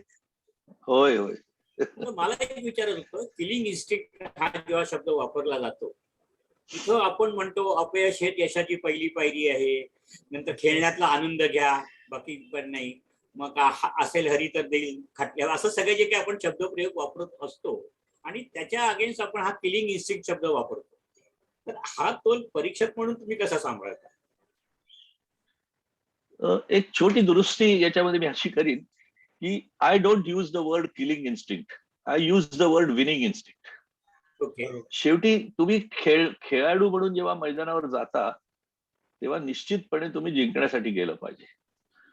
तुम्हाला फक्त पार्टिसिपेटच करायचं या भावनेने तुम्ही गेलात तर तुम्ही चॅम्पियन नाही होऊ शकत. त्यामुळे winning instinct has to be there. पण ही विनिंग इन्स्टिंक्ट म्हणजे मला असं म्हणायचंय, परत विनिंग इन्स्टिंक्ट आणि किलिंग इन्स्टिंक्ट हा म्हणजे जेव्हा मेडलचा प्रश्न असतो, म्हणजे आता जे काही खेळ असतात असं विनिंग इन्स्टिंक्ट असावं हे थिअरी आणि हे चांगलंच आहे. पण काही खेळाडूंच्या अंगात जो किलिंग इन्स्टिंक्ट असतो, नाही त्याला मारल्याशिवाय मी, म्हणजे सैन्यामध्ये जो असतो की त्याला मारल्याशिवाय मी जगणार नाही, असा एक जो क्षण खेळताना येतो की ह्याला हरवल्याशिवाय मग मी जिंकणार नाही, हा क्षण असताना हा जो क्षण आहे तो तुम्ही कसा जागृत करता? सर तुमचं म्हणणं अगदी 100% बरोबर आहे. पण हल्ली आम्ही हा वर्ड का मॉडिफाय केला ते तुम्हाला मी सांगतो की किलिंग इन्स्टिंक्ट मध्ये ना एक हिडन की I will win at any cost, I will kill my opponent. Whereas winning instinct मध्ये आम्ही असं समजतो की using all fair means I will give my best and win the match or win that particular event. हा it's a very very thin you can say line drawn in between the two. पण तुम्ही म्हणलात तसं killing instinct हे समोरच्या जेव्हा एखादा सैनिक शत्रू राष्ट्रावर चाल करून जातो तेव्हा ते जिंकू किंवा मरू असतं की तू टिकलास तर टिकलास, नाही तर तू मेलास किंवा समोरचा तरी मेला. आम्ही आमच्या स्पोर्ट्समध्ये आम्ही त्यांना असं सांगतो की ठीक आहे, after inspired of giving your best and you went for a victory but unfortunately you could not succeed, that means you are not out forever. You are going to get another fair opportunity to win. So learn from this defeat and go ahead, but not by sacrificing your winning attitude. हे आता थोडस याच्यामध्ये आम्ही बदल केलेला आहे या क्रीडा काय म्हणतात त्याला नवीन शास्त्राप्रमाणे. So it is basically the spirit remain same, जे आपण म्हणलात तेच की आपल्याला जाऊन तिथे जिंकायचंय. पण जिंकताना मी माझ्या प्रतिस्पर्धीला हरवणार आहे, त्याला मारणार नाही. ही एक थिन लाईन. आणि मग काय होतं की समटाईम्स तुम्ही ऍट एनी कॉस्ट जिंकायचंय म्हटल्यानंतर तुम्ही उदाहरणार्थ तुम्ही आता परवाच्या ऑलिम्पिक मध्ये बघितलं असेल की जो हरणारा जो बॉक्सर होता किंवा रेसलर होता माझ्या मते, तो आपल्या भारतीय प्रतिस्पर्ध्याच्या हाताला चावायला लागला. Have you seen this on TV?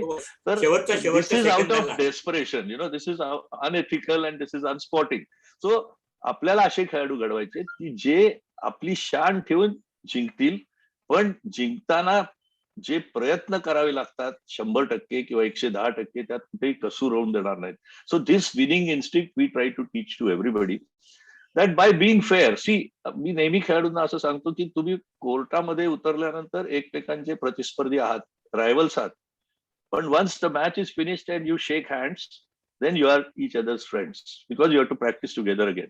So ह्या ऍटिट्यूडनी जर का आपण गेलो तर माझ्या मते विनिंग इन्स्टिंक्ट पण डेव्हलप होतं. ऍट द सेम टाइम तुम्हाला तुमचं बेस्ट विदाउट बिंग अनफेअर कसं द्यायचं याची सुद्धा सवय होते, आणि that I think makes them a better human being than perhaps what a soldier would do on the battlefield. This is what I mean. Yeah, correct. बरोबर. बरं, प्रशिक्षकांपैकी कोणाला विचारायचं आहे अजून काही? नाही तर मी प्रश्न विचारतोय की प्रशिक्षक आपले विचारायला पाहिजे. काही विद्यार्थी पण असेल मला वाटतं, खेळाडू पण असेल मला वाटतं, काही नावं बघितले. सर नमस्कार. नमस्ते. विनीत सोनावणे, तायक्वांडो प्रशिक्षक आहे क्रीडा संकुलामध्ये. आवाज येतोय सर? हा येतोय. बोला. ओके सर, एक विचारायचं होतं की आता आपण जेव्हा इंडिव्हिज्युअल गेम्स मध्ये असतात किंवा टीम गेम्स मध्ये पण कधी कधी रॉंग डिसिजन पण होतात रेफरीज मध्ये. रेफरीज कडून कधी रॉंग डिसिजन होतात तर आपल्याला कधी कधी माघार घ्यावी लागते. पण ऍज अ प्रशिक्षक म्हणून त्यावेळी आपल्याला खूप वेगळीच भावना असते की अरे आम्ही एवढं मेहनत घेतली पण रॉंग डिसिजनमुळे आम्हाला मागे जावं लागतं. पण आता कसं रिव्ह्यू सिस्टीम्स आहेत, आता ऍडव्हान्स रिव्ह्यू सिस्टीम आहेत आत्ताच्या काळात तरी. पण तुमच्या त्या काळामध्ये तेव्हा अशा सिस्टीम्स होत्या का, आणि असा काही प्रसंग झाला का तुमच्या वेळी त्यावेळी? नाही, असे अनेक असंख्य प्रसंग झालेले आहेत. टेक्नॉलॉजी मध्ये सुद्धा जरी रिव्ह्यू सिस्टीम आलेली असली तरी सुद्धा तुम्ही पाहिलं असेल की IPL मध्ये असे काही अंपायरचे डिसिजन झाले ते inspired of the review system. Sir एक मिनिट, इको येतोय. तुम्ही काय करा, म्यूट करून टाका. सोनवणे सर, हा आता बोला सर. हा, मी असं म्हटलं की असे असंख्य प्रसंग आतापर्यंत झालेले आहेत, आणि शेवटी रिव्ह्यू सिस्टीम ही किती रिफाईंड असली, किती हायटेक झाली तरी सुद्धा कधी कधी there is always a chance of human error. Every mistake cannot be pointed out by the camera. So मी तरी निदान माझ्या खेळाडूंना नेहमीच असं सांगत असतो की these kind of mistakes are part and parcel of your sporting event or your career. Yes, there can be decisions going against you. आपण अशी गोष्ट ठरवली पाहिजे की जे स्पोर्ट्स सायकोलॉजीचं एक जनरल प्रिन्सिपल आहे, जे प्रशिक्षकांनी पहिले आत्मसात केलं पाहिजे, की we should worry about something which is in our control. We should not worry about and complain about or keep on saying no, this is injustice on me because of something which is not in my control. For example, एखाद्या line जजनी चुकीचा decision दिला. Referring system ही national लेवलला किंवा international लेवलला असते. राज्य राष्ट्रीय लेवलला रेफरिंग सिस्टीम करण्याएवढी टेक्नॉलॉजी अजून आपल्या भारतामध्ये आलेली नाहीये, त्याच्यामुळे अनेक डिसिजन चुकीचे जातात.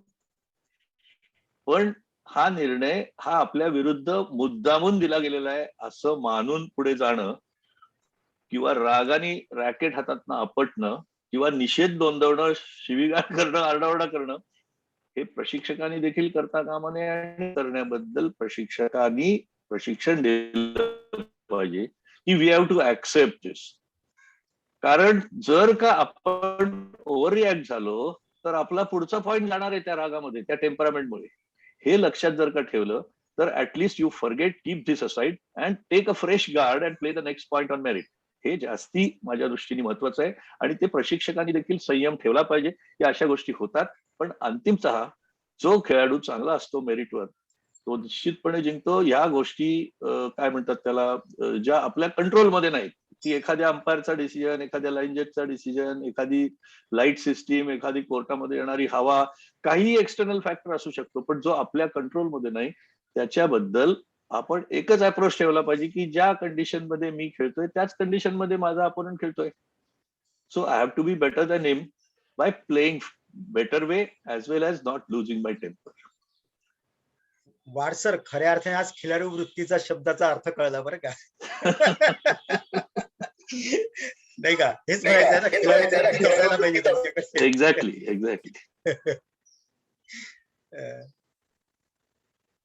अजून विचारायचं आहे का काही? Hello sir. हा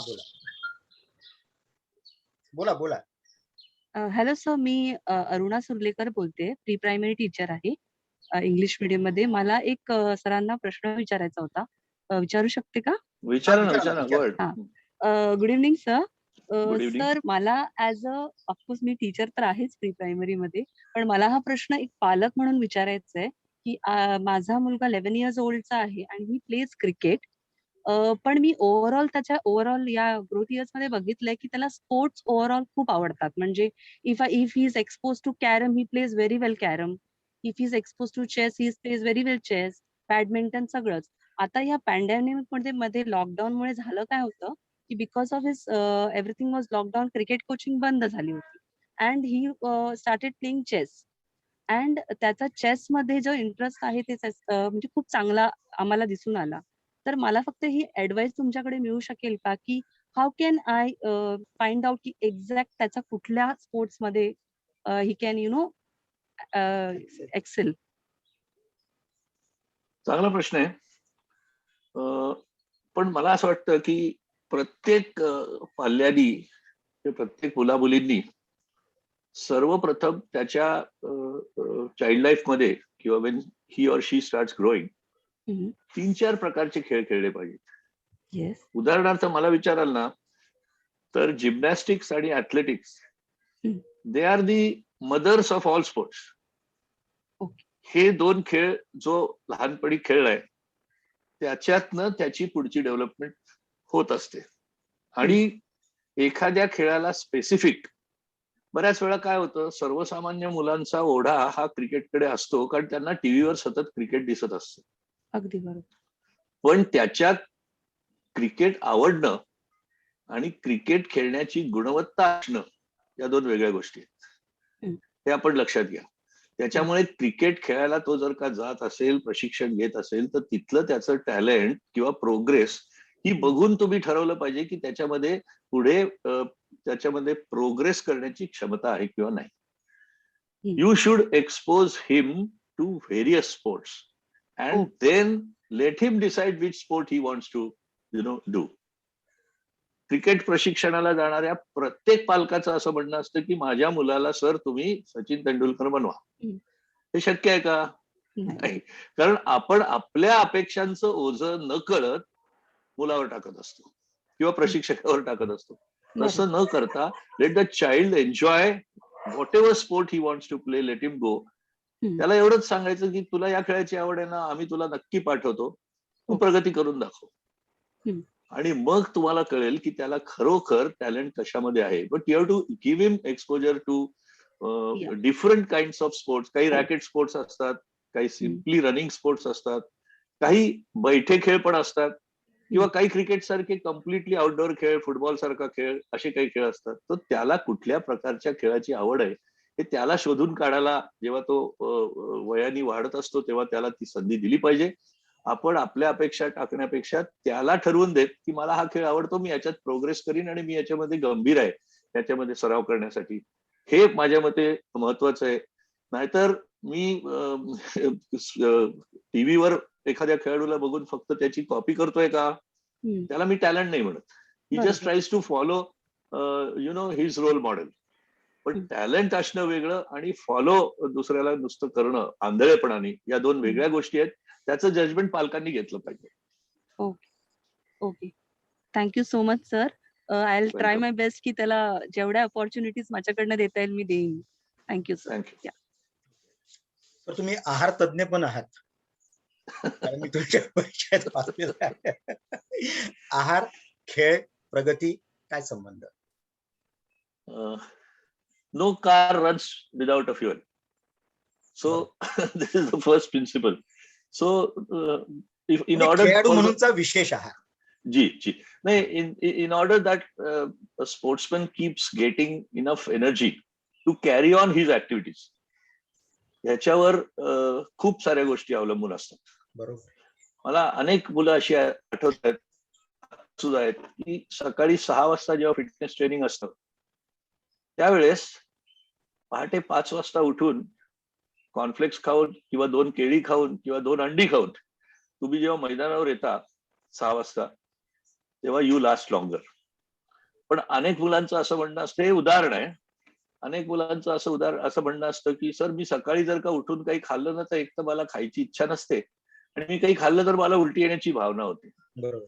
so now you have to get your body adapted की मला 6 ट्रेनिंग करायचंय. माझ्या शरीराला जर का मी इंटेक घेऊन गेलो नाही तर माझे रिझर्व्ह ऑफ ग्लायकोजेन सप्लाय किंवा energy is going to diminish, आणि मग मला ट्रेनिंग करता करता मध्येच थकवा जाणवणार. मग मी क्वालिटी ट्रेनिंग करू शकेन का नाही?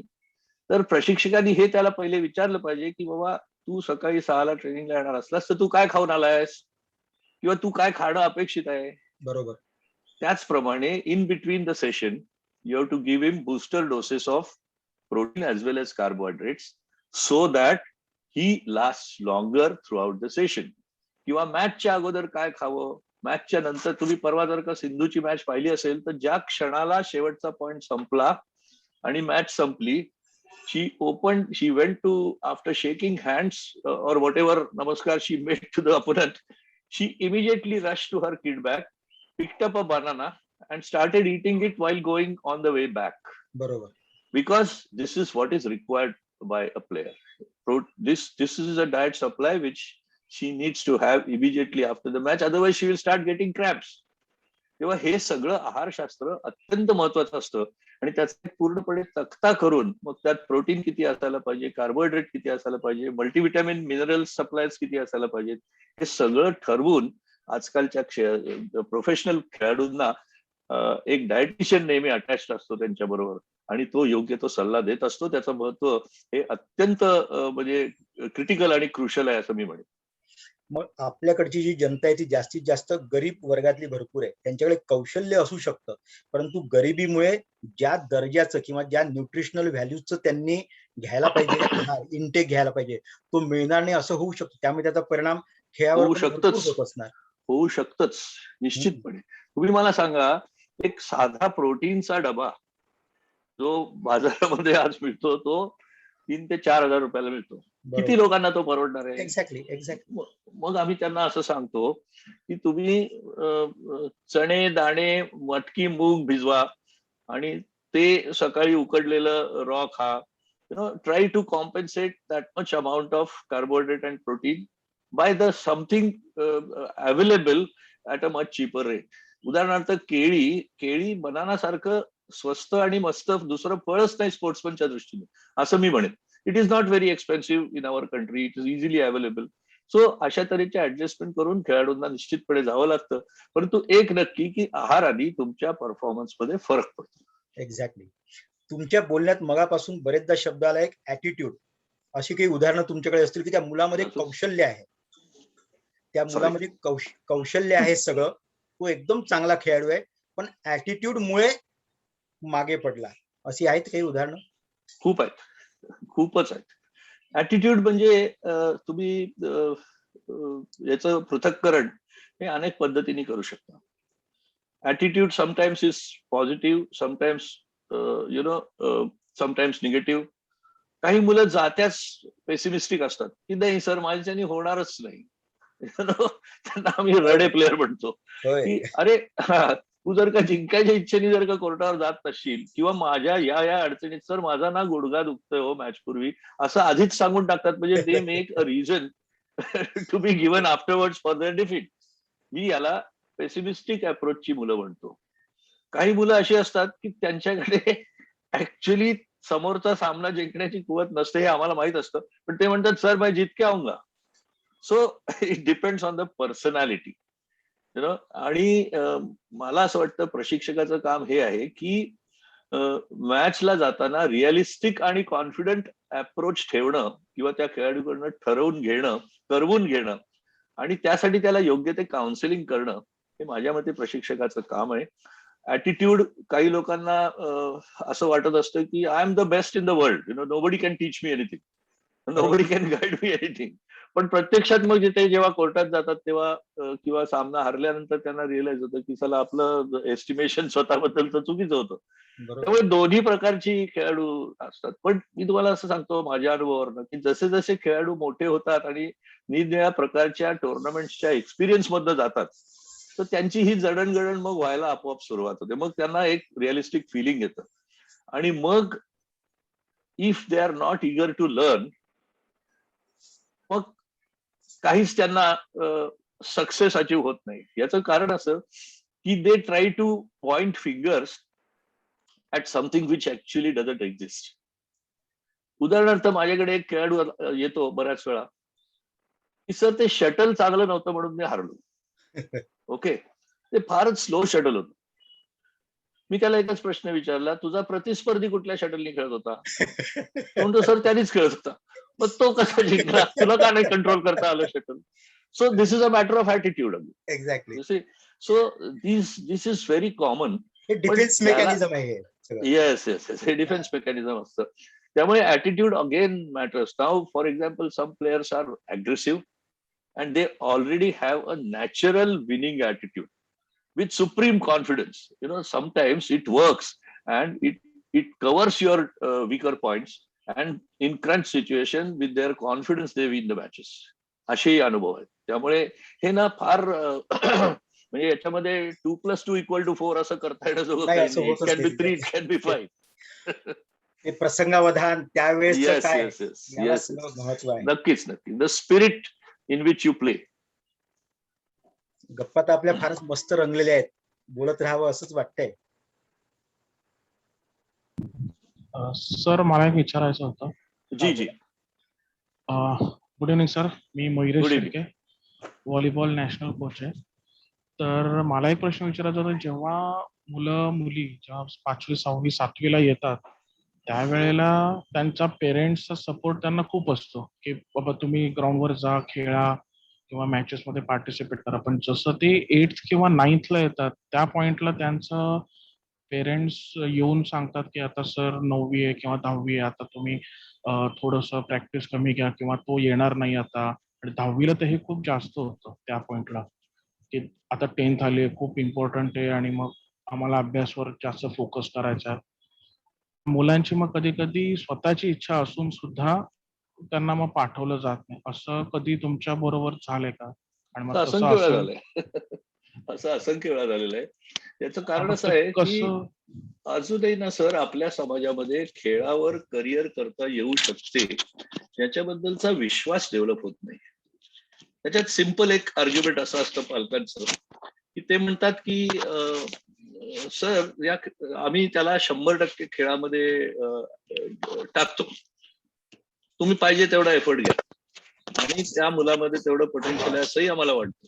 परंतु त्याला इंजुरी झाली उद्या तर त्याची जबाबदारी कोणाकडे?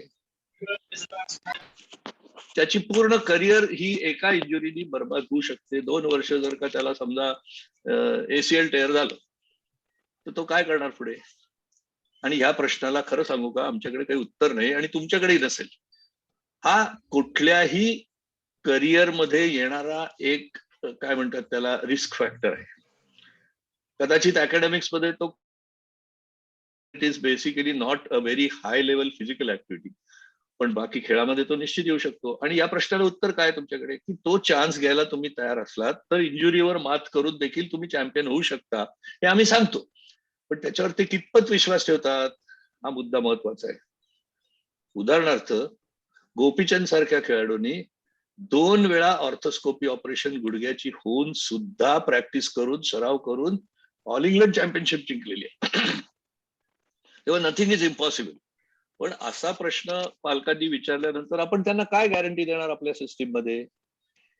या प्रश्नाला खरं सांगायचं म्हणजे उत्तर एकच आहे की तुम्ही चान्स घ्यायला पाहिजे, तुम्ही हे गॅम्बल घ्यायला पाहिजे आणि तुम्ही पॉझिटिव्ह ऍटिट्यूड ठेवून आपल्या मुलाला खेळामध्ये टाकलं पाहिजे की उद्या समजा जर का तो अयशस्वी झाला after a certain time we realize तर त्याला करिअर ऑप्शन दुसरा काय देता येईल याचा विचार करून तुम्ही त्याला स्पोर्ट्समध्ये टाका असं मी म्हणतो. येस, नॉर्मली मी असं करायचो की मी 7 किंवा 8ला गेले की त्यांना एक पर्सेंटेजचा टार्गेट द्यायचं. तुम्ही त्याच्या कॅपेबिलिटी प्रमाणे 2-4% जास्त मुलं ती पण सॅटिस्फाय करायची. पण पेरेंट्स 10वी आले की मग मात्र कुठेतरी त्यांना काहीतरी असं व्हायचं.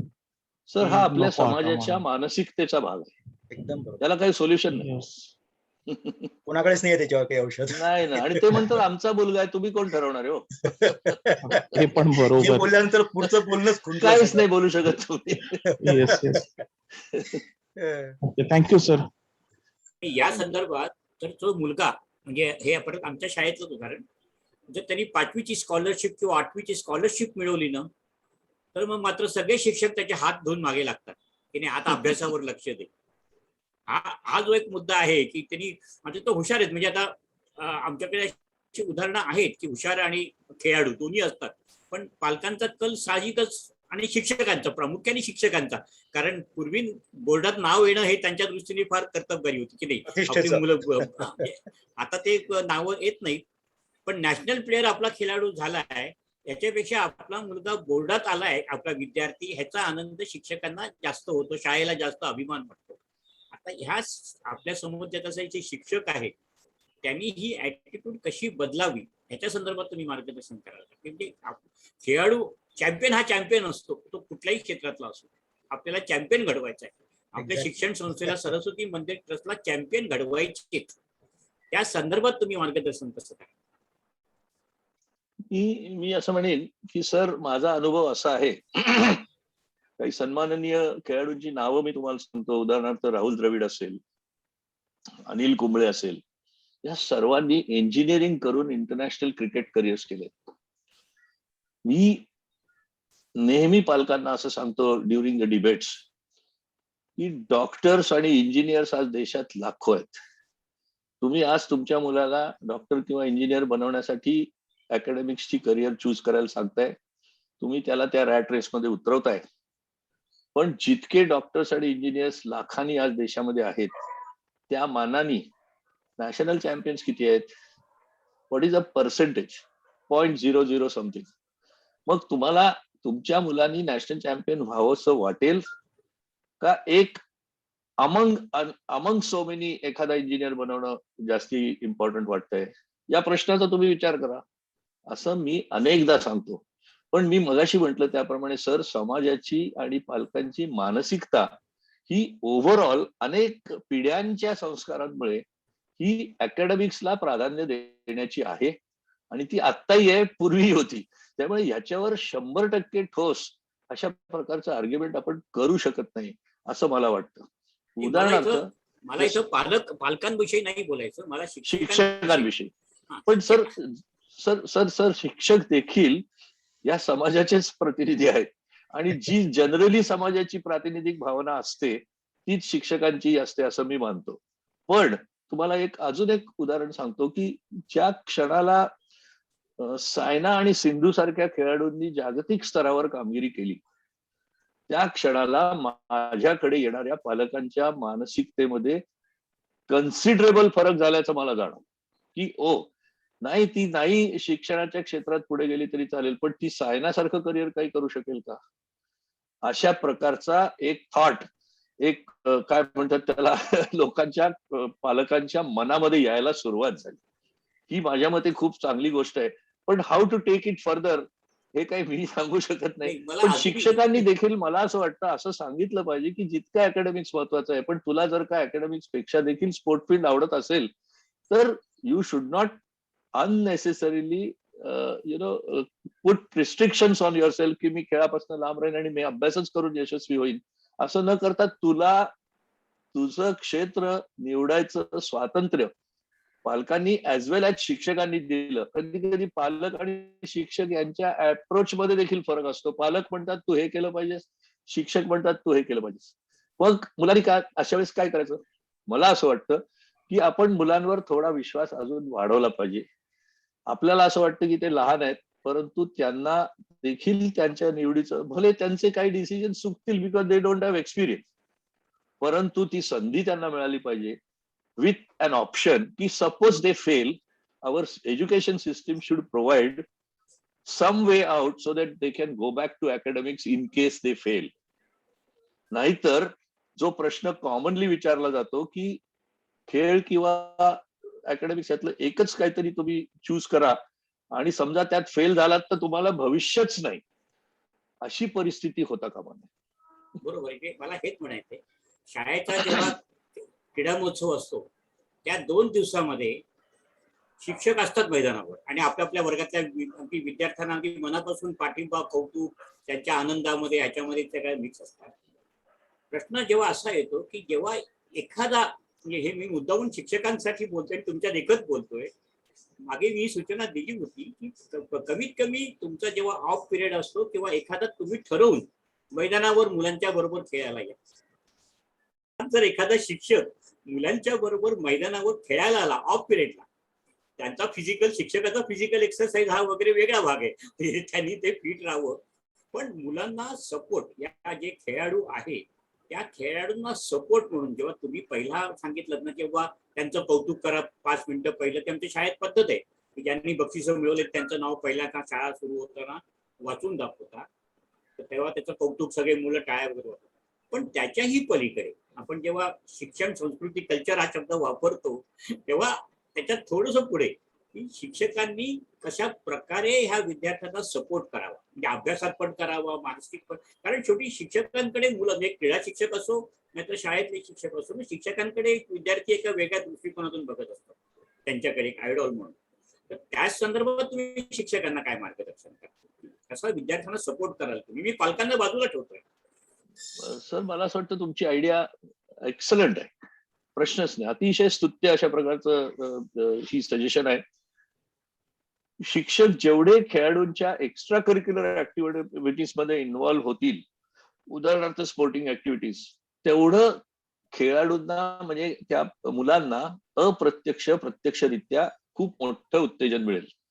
आणि if the teacher is part of the ground और sports field, it gives a different feeling for a person.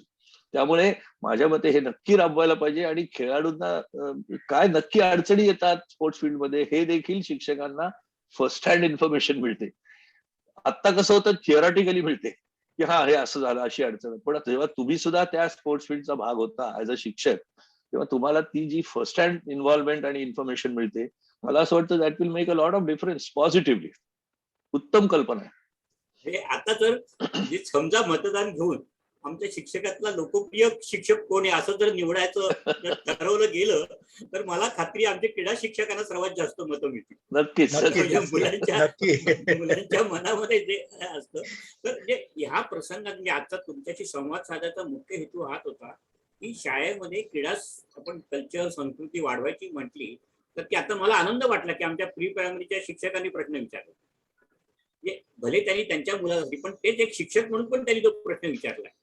तर अशा प्रकारचं कल्चर शाळांमधून झालं पाहिजे की जिथं शिक्षक तुम्ही म्हणतात त्याप्रमाणे म्हणजे स्पोर्ट्स ऍक्टिव्हिटीज आणि शाळा एकत्र असेल तर फारच चांगलं, ज्याला स्पोर्ट्स स्कूल म्हणू आपण.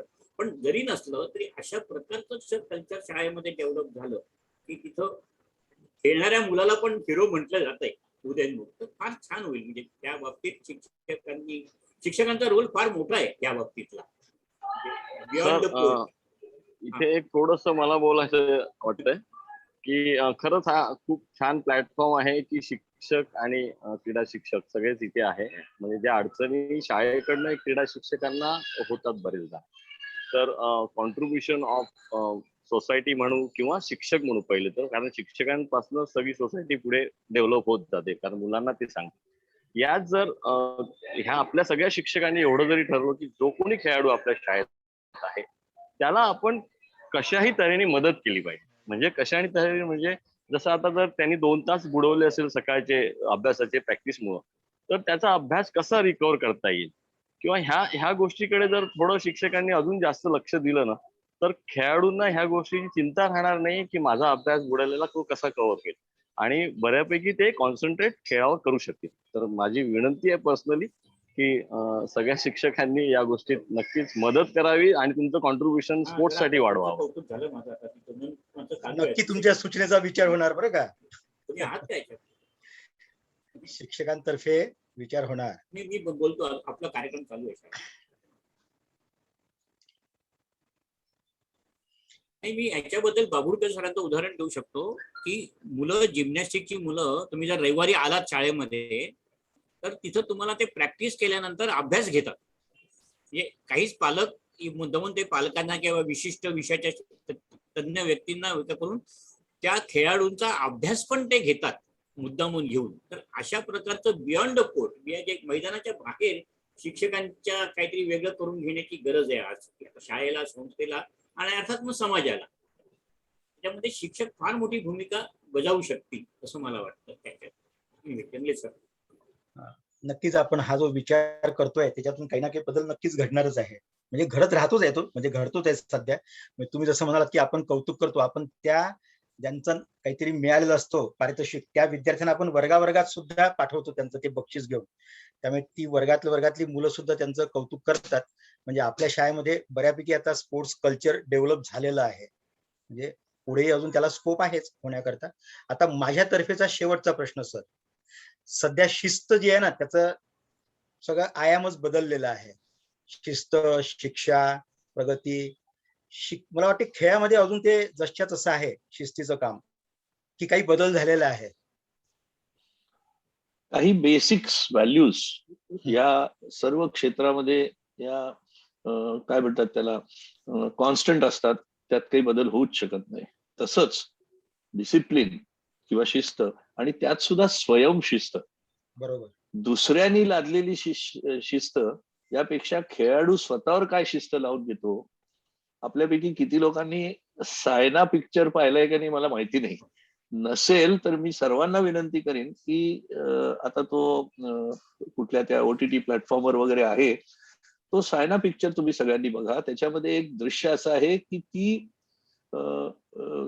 सुरुवातीच्या काळामध्ये रोज 20 ते 25 किलोमीटर प्रवास करून प्रॅक्टिसला जात असे, आणि पहाटे 3ला उठून तयार होऊन ती 6च्या आत बॅडमिंटन कोर्टावर पोहोचत असेल.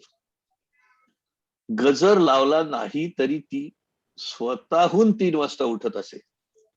ही खेळाडूंनी स्वतःला लावलेली शिस्त आहे, आणि अशा शिस्तीमुळेच खेळाडू घडत असतो.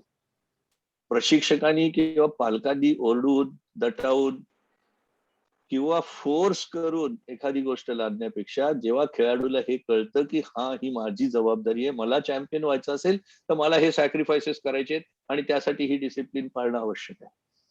हे माझ्या दृष्टीने डिसिप्लिनचं महत्व हे प्रत्येक खेळाडूच्या आयुष्यामध्ये असतं. 2च उदाहरणं देतो, अगदी छोटी. पहिलं उदाहरण, द ग्रेट सुनील गावस्कर. मी त्याला जवळनं ओळखतो, त्याच्याशी अनेक वेळा मी संवाद साधलाय.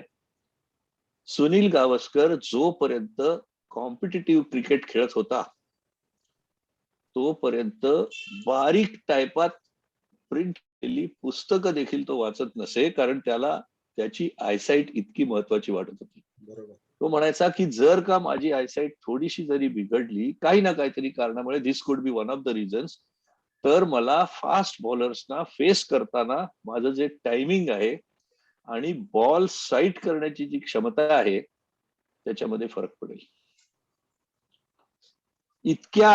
इतक्या महान खेळाडूनं इतकी बारीक स्वयंशिस्त जी त्याच्या आयुष्यावर मोठा परिणाम करून गेली, ती कशी लावली ती, याचं हे प्रातिनिधिक उदाहरण आहे.